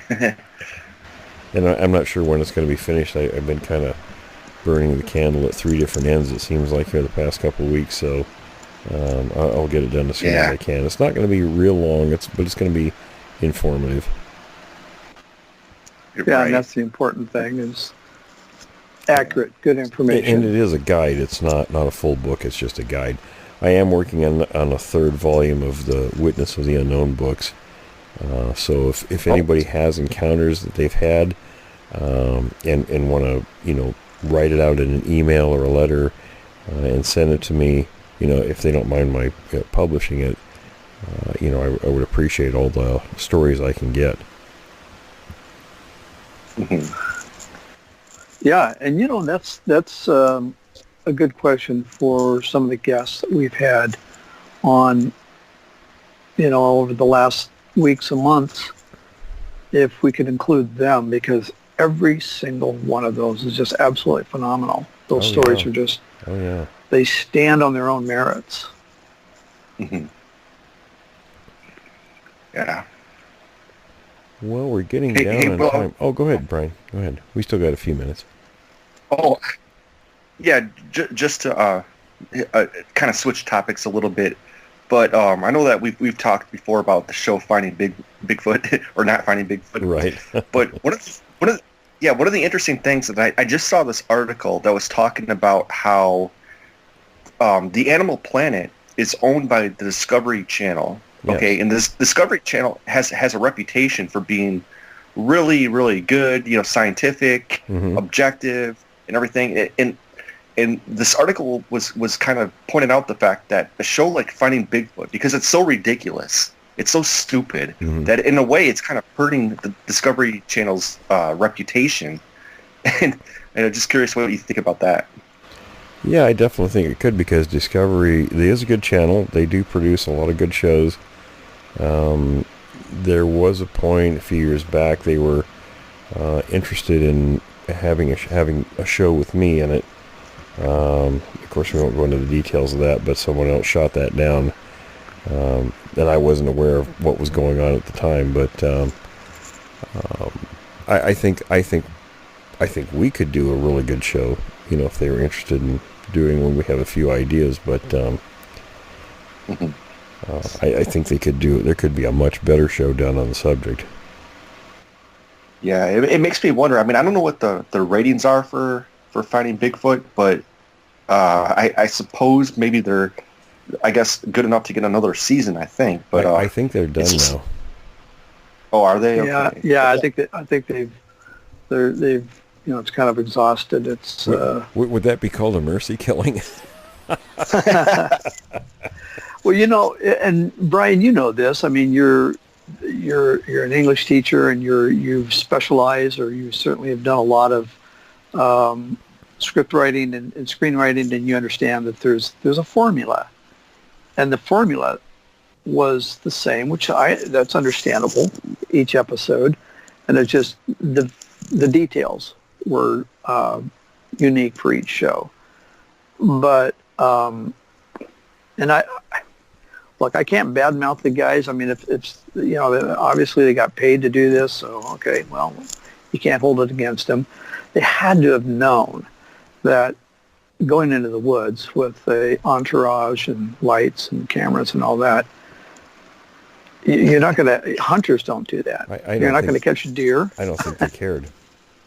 Yeah, I don't either. Right. And the things that they were doing, I think they believed in what they were doing, which means they really didn't know what they were doing.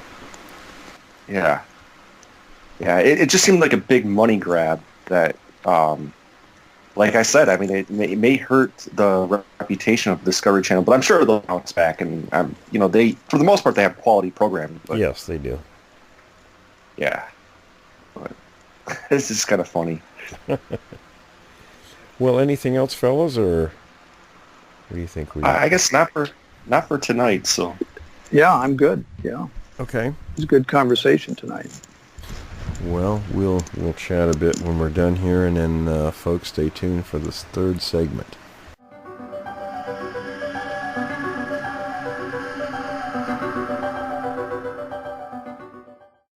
Welcome. This story is being brought to you by William Jevning and is being narrated by me, Jim Sower. For more than a century, people have been saying that a huge, hairy, primitive human roams the unmapped mountains of the Northwest. Here is the first tangible evidence that Bigfoot or Sasquatch really exists. The first photos of Bigfoot, California's legendary Abominable Snowman, by Ivan T. Sanderson. Sanderson was heavily credentialed. Listen for his bio at the end of this story. At 3:30 p.m. on the 20th of October last year, two young men, Roger Patterson and Bob Gimlin, were packing it on horseback into one of the last remaining great wilderness areas, northeast of Eureka, California. Their saddlebags contained on one side rifles and grub, and on the other ready-loaded movie and still cameras and other equipment. They were following a creek which had been washed out 2 years ago in the terrible floods that devastated most of Northern California. This was some 20 miles beyond the end of an access road for logging and about 35 miles in from the nearest and only blacktop road in this vast and yet not fully mapped area of national forest. I have been up this bluff creek, and as a botanist I can tell you that it is rugged. 4 layers of tiers of trees that the tallest is up to 200 feet, and dense undergrowth. Also, the terrain goes up and down a gigantic sawtooth. Roger and Bob rounded a sharp bend in the sandy arroyo of the creek. Then it happened. The horses reared suddenly in alarm and threw both riders.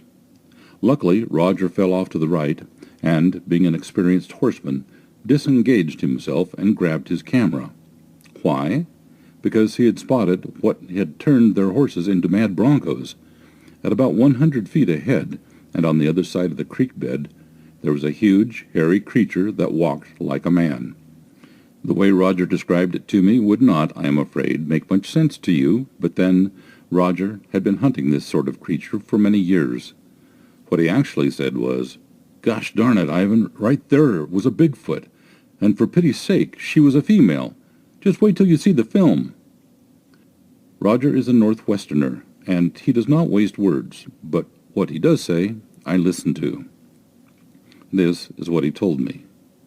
On the other side of the creek, back up against the trees, there was a sort of man creature that we estimated later, by measuring some logs that appear in the film, to have been about 7 feet tall. Both Bob and I estimate, and this pretty well matched what others told us from the examination of the depth to which her track sank into the hard sand, that she would weigh about 350 pounds. She was covered with short, shiny black hair, even her big, droopy breasts. She seemed to have a sort of peak on the back of her head, but whether this was longer hair or not, I don't know.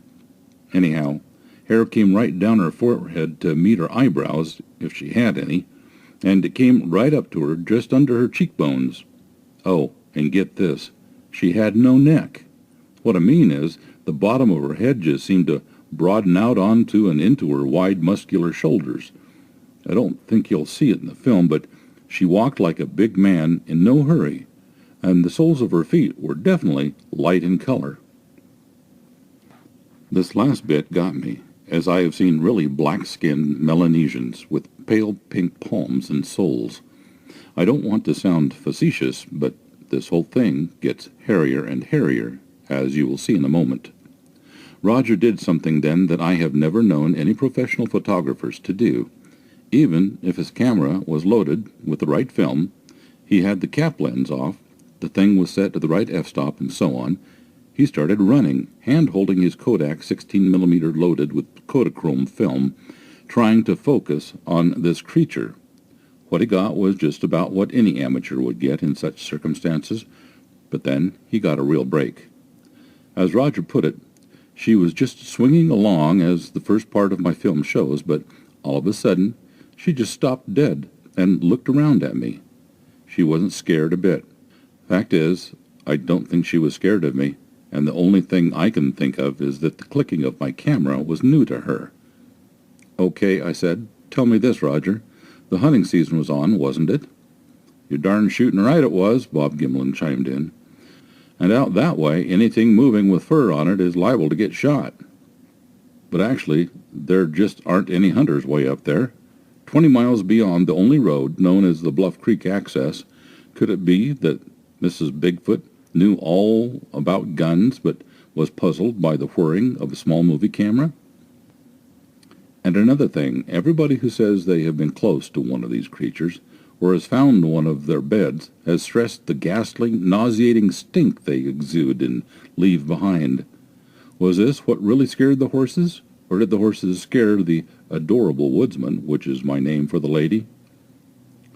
While we referred to this in the title as the Abominable Snowman for purposes of quick identification, the Bigfoot or Sasquatch, zoologically, has nothing to do with the Himalayan Abominable Snowman known for centuries in Asia, and first brought to the attention of the Western world in 1921. Our Lady is a form of primitive, full-furred human. The Yeti, or Abominable Snowman of the Himalayas, is some sort of giant rock-climbing ape, in my opinion, and that of Professor Carlton S. Kuhn. The Yeti footprints found have an opposed big toe, almost like a hand. The Bigfoot has an unopposed toe, such as is seen only on human-type creatures. While Roger took the film, Bob got the horses calmed down and then rode over the creek. Roger was running again after the Bigfoot, still hand-holding his movie camera. Despite the logs and trash on the route that she took, and it was not even a game trail, he got sortie parting shots which turned out to be of particular interest to the scientists. But we will come to that later. At that point I asked Bob, because he was then what is called the backup man, which means that he was now close enough to see Roger clearly, just what was Roger doing? Well, he was running like hell, jumping them logs and going up into the real thick bush. Did you see her too? Yeah, Ivan, but way ahead and really taken off for the hills. This brought me up sharp, because I had by that time viewed their film, and half a dozen of the takeouts blown up in full color as transparencies, which I had examined under strong magnifying lenses on illuminated shadow box several times, and projected by 3 different projectors. In every case, the creature was at standard speed for photogs, 24 frames per second. As Roger said, at first the thing just ambling along, swinging her rather long arms, not running scared, and even stopping for a brief look-see over her shoulder, as it were, then ambling on again into the deep woods. Yet here was the backup man saying that she had taken off for the hills. Roger, however, backed up his backup man unprompted. Yeah, when she got around the corner and into the real heavy stuff, the timber and underbrush, she did take off, running, I mean, because when we lost her tracks on the pine needles after tracking her for about 3.5 miles, we took plaster casts of her tracks.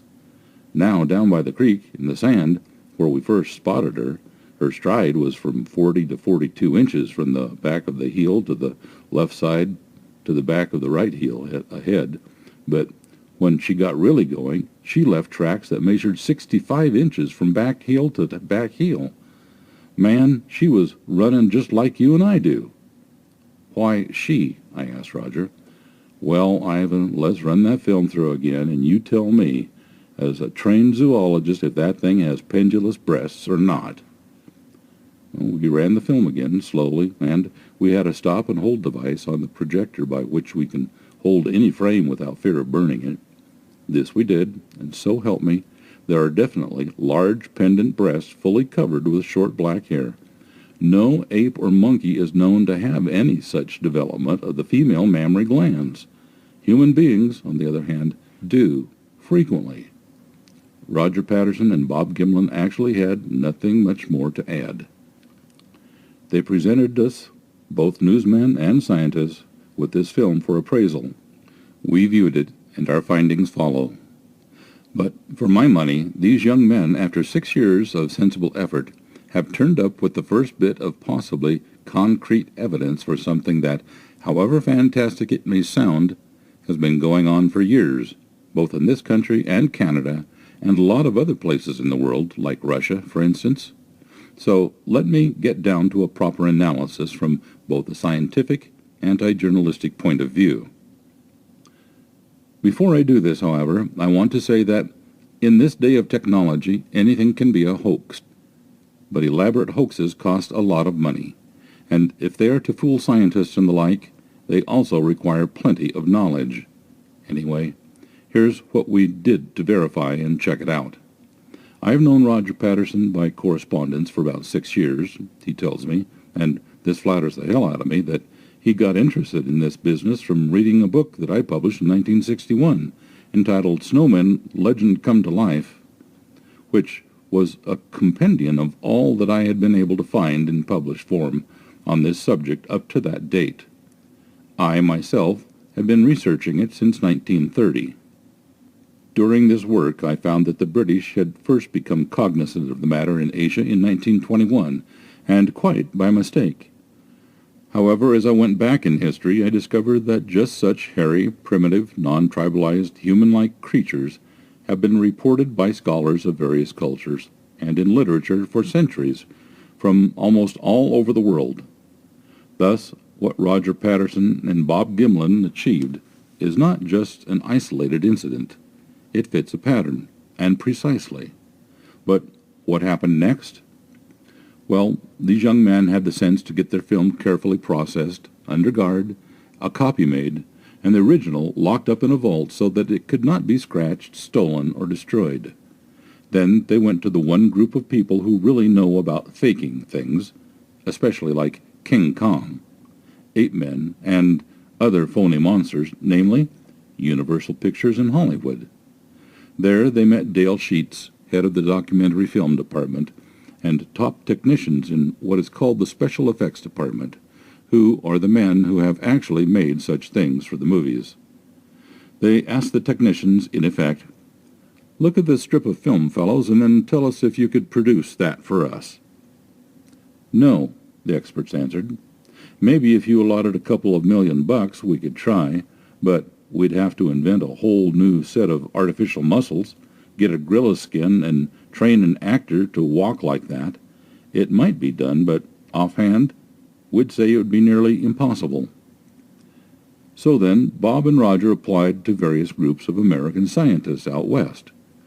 None were seriously interested.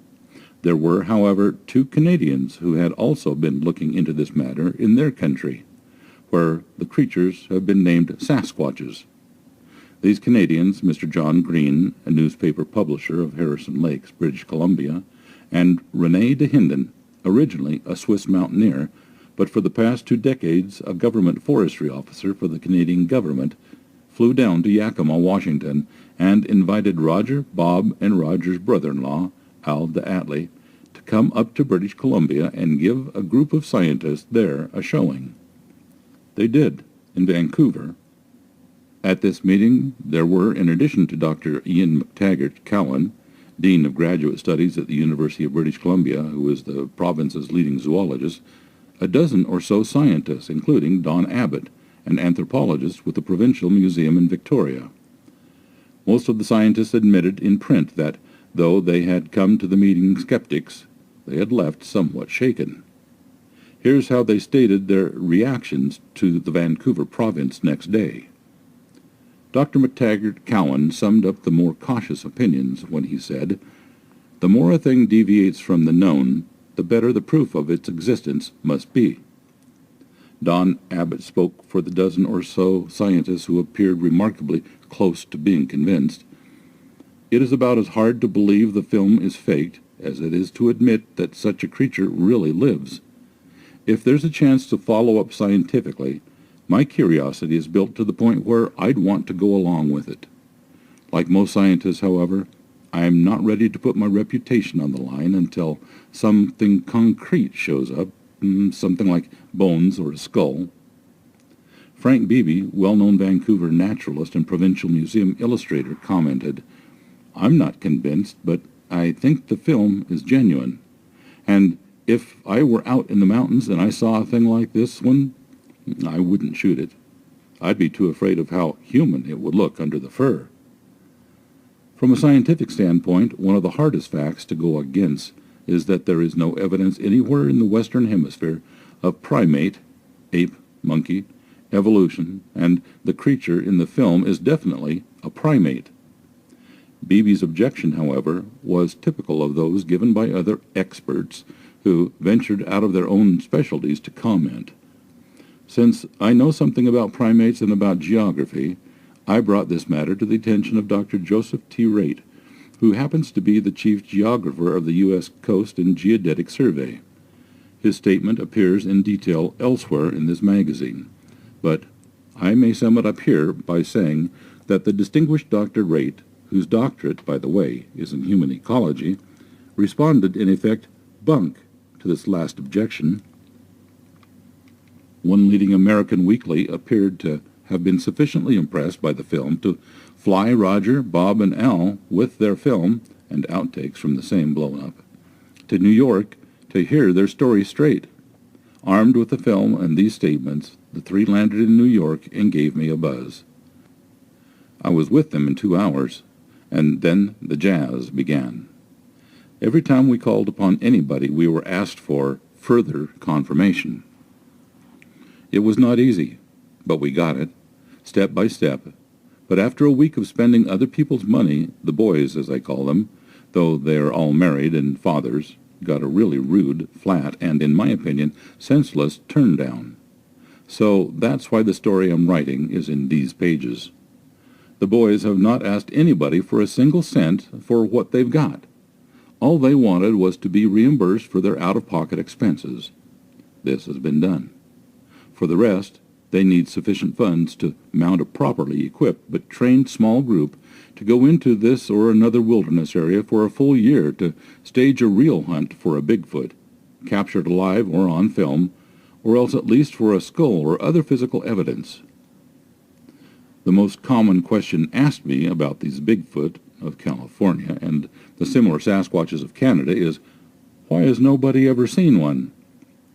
The answer to this is they have, and by the hundreds, and for 100 years, let alone the earlier sightings by local Indians.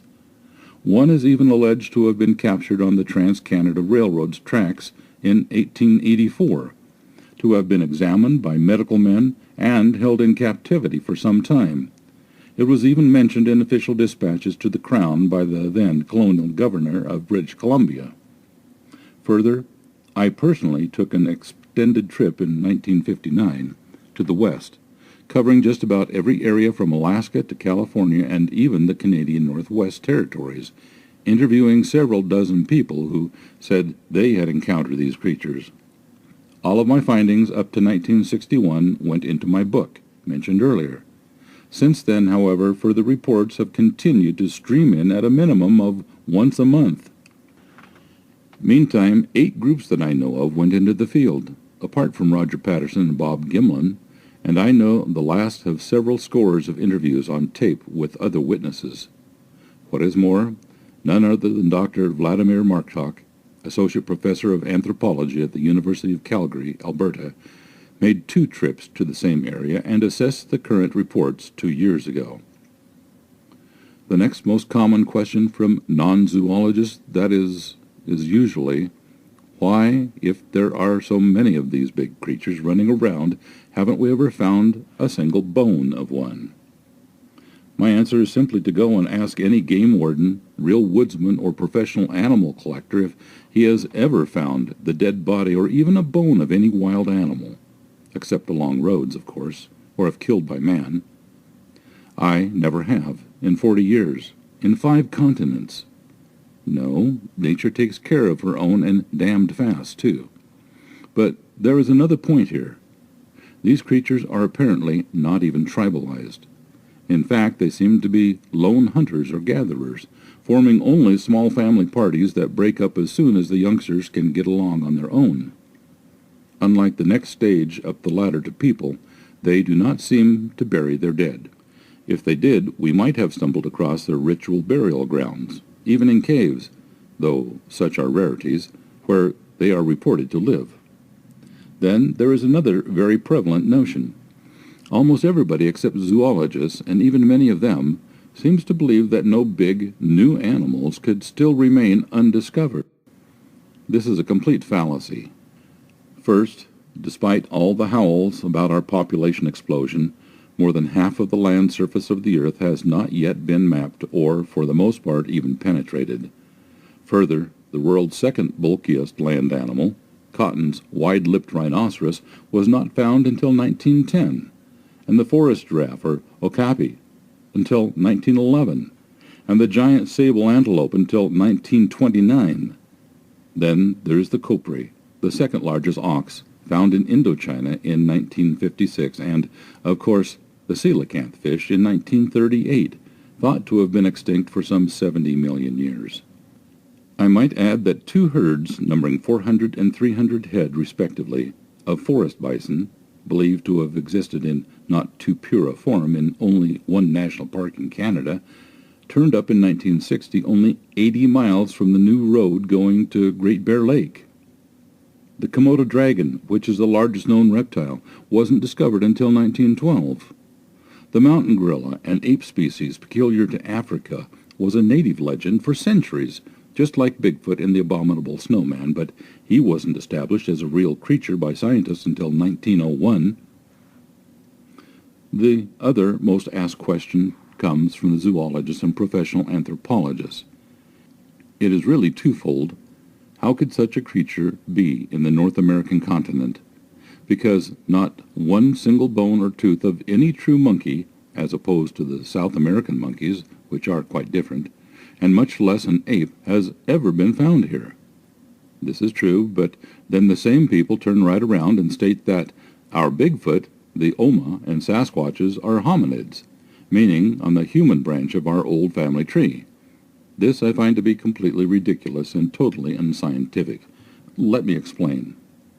First, let us leave monkeys of all kinds out of it, and concentrate on what scientists call the pongids, or apes, the hominids, or man types. True, no ape has turned up on this continent, And I'm not surprised because they are tropical animals, and although there have been mild temperature times in the Bering Sea and the Aleutians, they have no reason to go meandering all the way up there and over here. The hominids, on the other hand, were represented by several types that lived in cold climates, even up to the ice front, in the case of the Neanderthalers. What is more, hominids in the form of what we call humans, i.e. Homo sapiens, such as our American Indians and later the Eskimos, seem to have been able to get here over the land bridge, or the ice bridge at least, according to all the professional scientists. So, may I ask, why is it so all-fired impossible for earlier human types to have done the same? Also, would some anthropologist please explain how our brown bears, elk, moose, and so on got over here from Northeast Asia, where they originated? You can't have it both ways. Either these things are apes, or they're man-like creatures. Everybody says they look like men, even if dressed in monkey suits. Men have gotten here, but the apes have not. Isn't this exactly what the true scientists have been saying all along?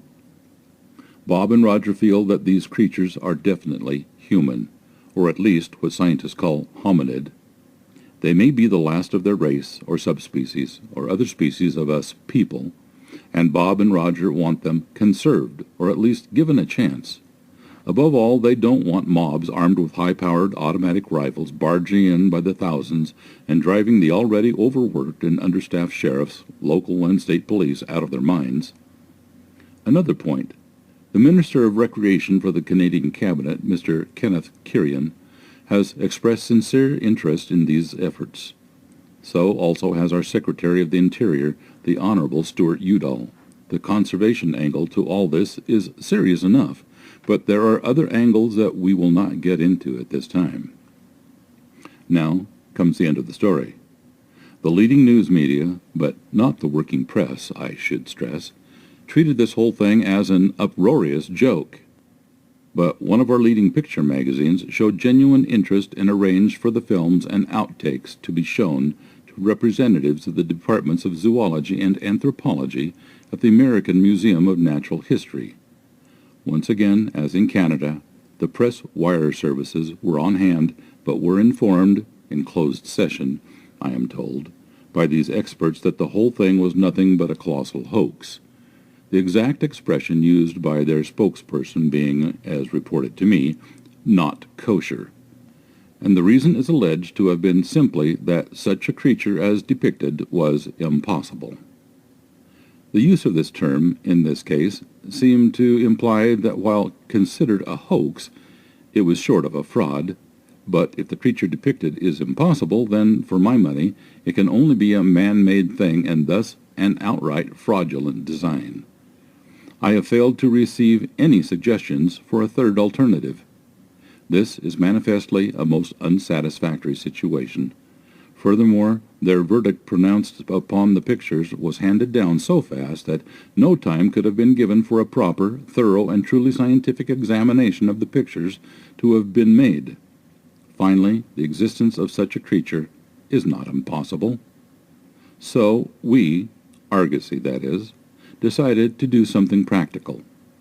We did. It took time, patience, and real cooperation from several other leading scientists. This is what we did. First, our publisher, Mr. Harry Steger, picked up the tab for the film and pictures so that Bob and Roger and Al could get home for a couple of days for Thanksgiving.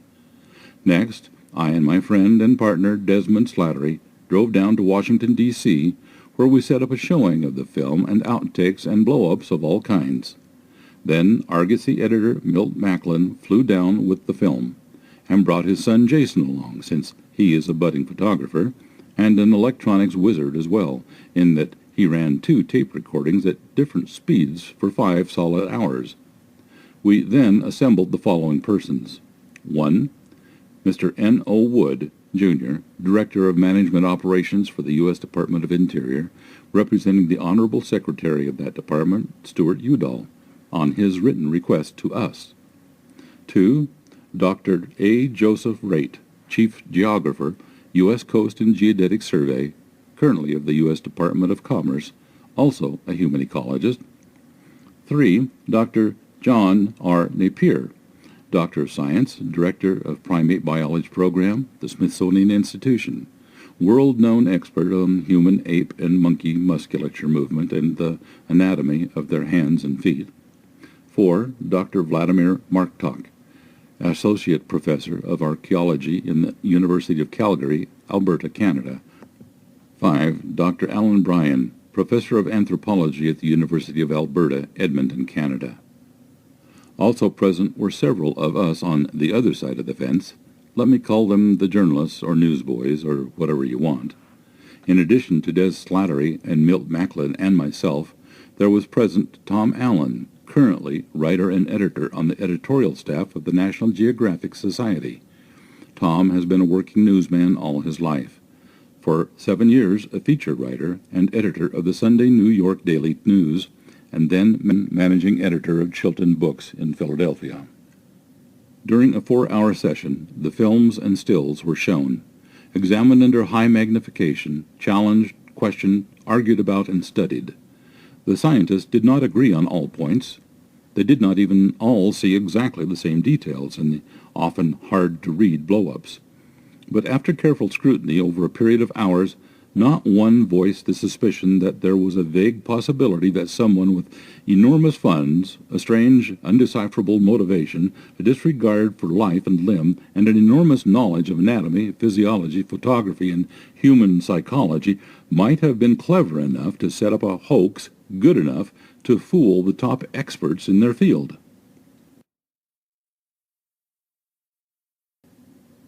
In addition, in a separate screening, the film was shown to Dr. Osman Hill, head of the Yerkes Regional Primate Research Center at Emory University. Dr. Hill said, among other things, "All I can say, that is, if this was a masquerade, it was extremely well done and effective." He also expressed the feeling that this evidence was strong enough to induce some group to mount an expedition to search for further evidence. So what's the next step? At this point, everything clearly indicates the need for a major expedition with helicopters, two-way radios, and possibly dogs to set on the trail of the next Bigfoot scene, though I've heard that dogs usually run the other way when they get a whiff of the Bigfoot spoor. I can guarantee one thing for myself and Argosy Magazine. This story is definitely to be continued. Copyright Ivan T. Sanderson, Argosy Magazine, February 1968. Article courtesy of Tom Casino. Color photographs, article courtesy Chris Murphy and Renee DeHinden, 1999. The Scientific View. Here are the views of 3 men acknowledged to be top experts in their respective fields concerning the remarkable creatures shown on these films. Dr. A. Joseph Wright, Chief Geographer, U.S. Coast and Geodetic Survey. His view: the presence of large, hairy, human-like creatures in North and Central America, often referred to as Sasquatch, appears very logical when the physiographic history and the northern part of this continent is considered.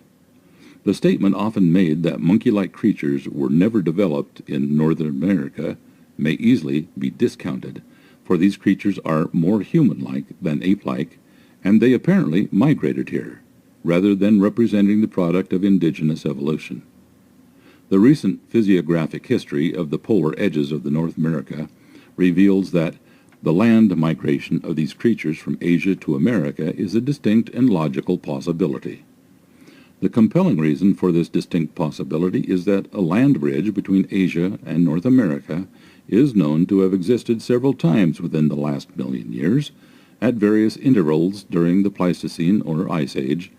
The land bridges, both on the north and south sides of the Bering Sea, were admirably suitable for migrations several times during the Ice Age.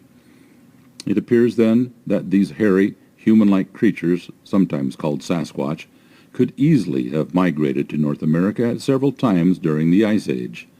This is particularly plausible when it is considered that conditions were mild in that area when the land bridges existed.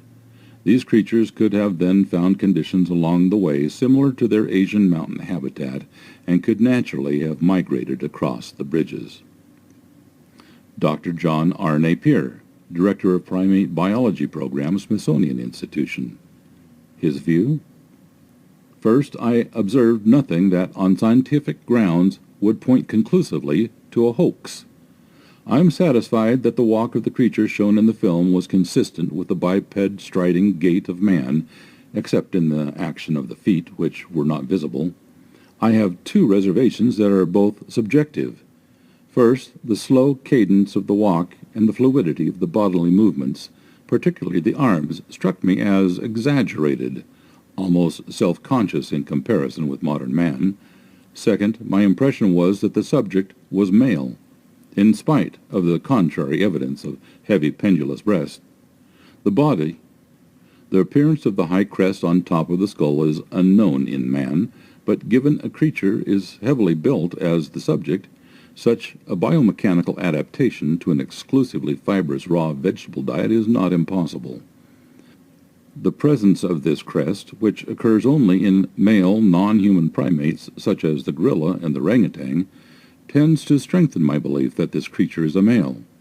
Finally, it might be supposed that the creature with a heavy head, heavy jaw and musculature and a massive upper body would have a center of gravity placed at a higher level than in man. The position of center of gravity modifies the gait, and the easy stride shown in the film is not in harmony with a high center of gravity. Some of the questions I have raised might be solved by a scientific frame-by-frame analysis of the gait and body proportions, and a study of the joint angulations of limb and displacements. Well, this should be done.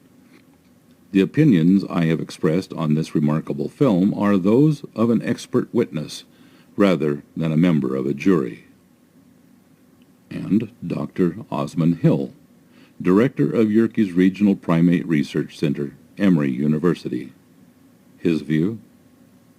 The creature portrayed is a primate and clearly hominid rather than pongid.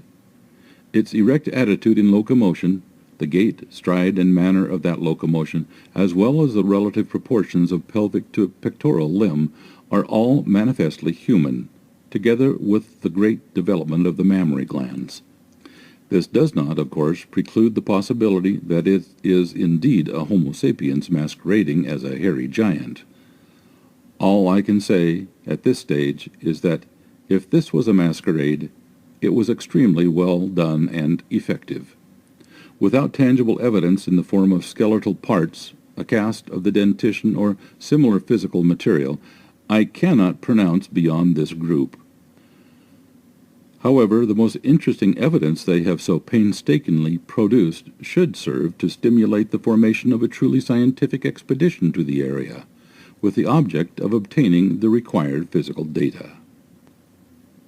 The biography of Ivan T. Sanderson. Husband to Alma, 1911 through 1973. Sanderson received degrees with honors in geology, zoology, and botany, and headed 6 expeditions in all parts of the world for such groups as the British Museum, Cambridge and London universities, the Linnean Societies of London, and at the Chicago Natural History Museum. He was the author of many books. One, Animal Treasures, was a Book of the Month selection in 1937.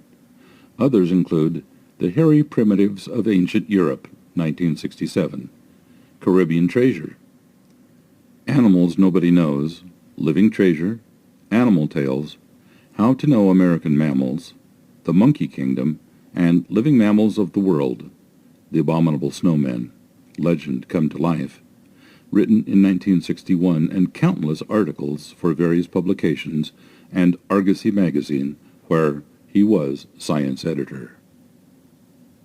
Argosy, exclusive, first photos, California's Abominable Snowman. This is the end of this reading. Thank you very much for listening. Thanks for listening to this episode of Creek Devil. If you or anyone you know has had an encounter with these creatures, please contact us at williamjevning@yahoo.com That's William, JEVNING, @yahoo.com. All communication is confidential. Join us for another program next week. And until then, keep your eyes open out there.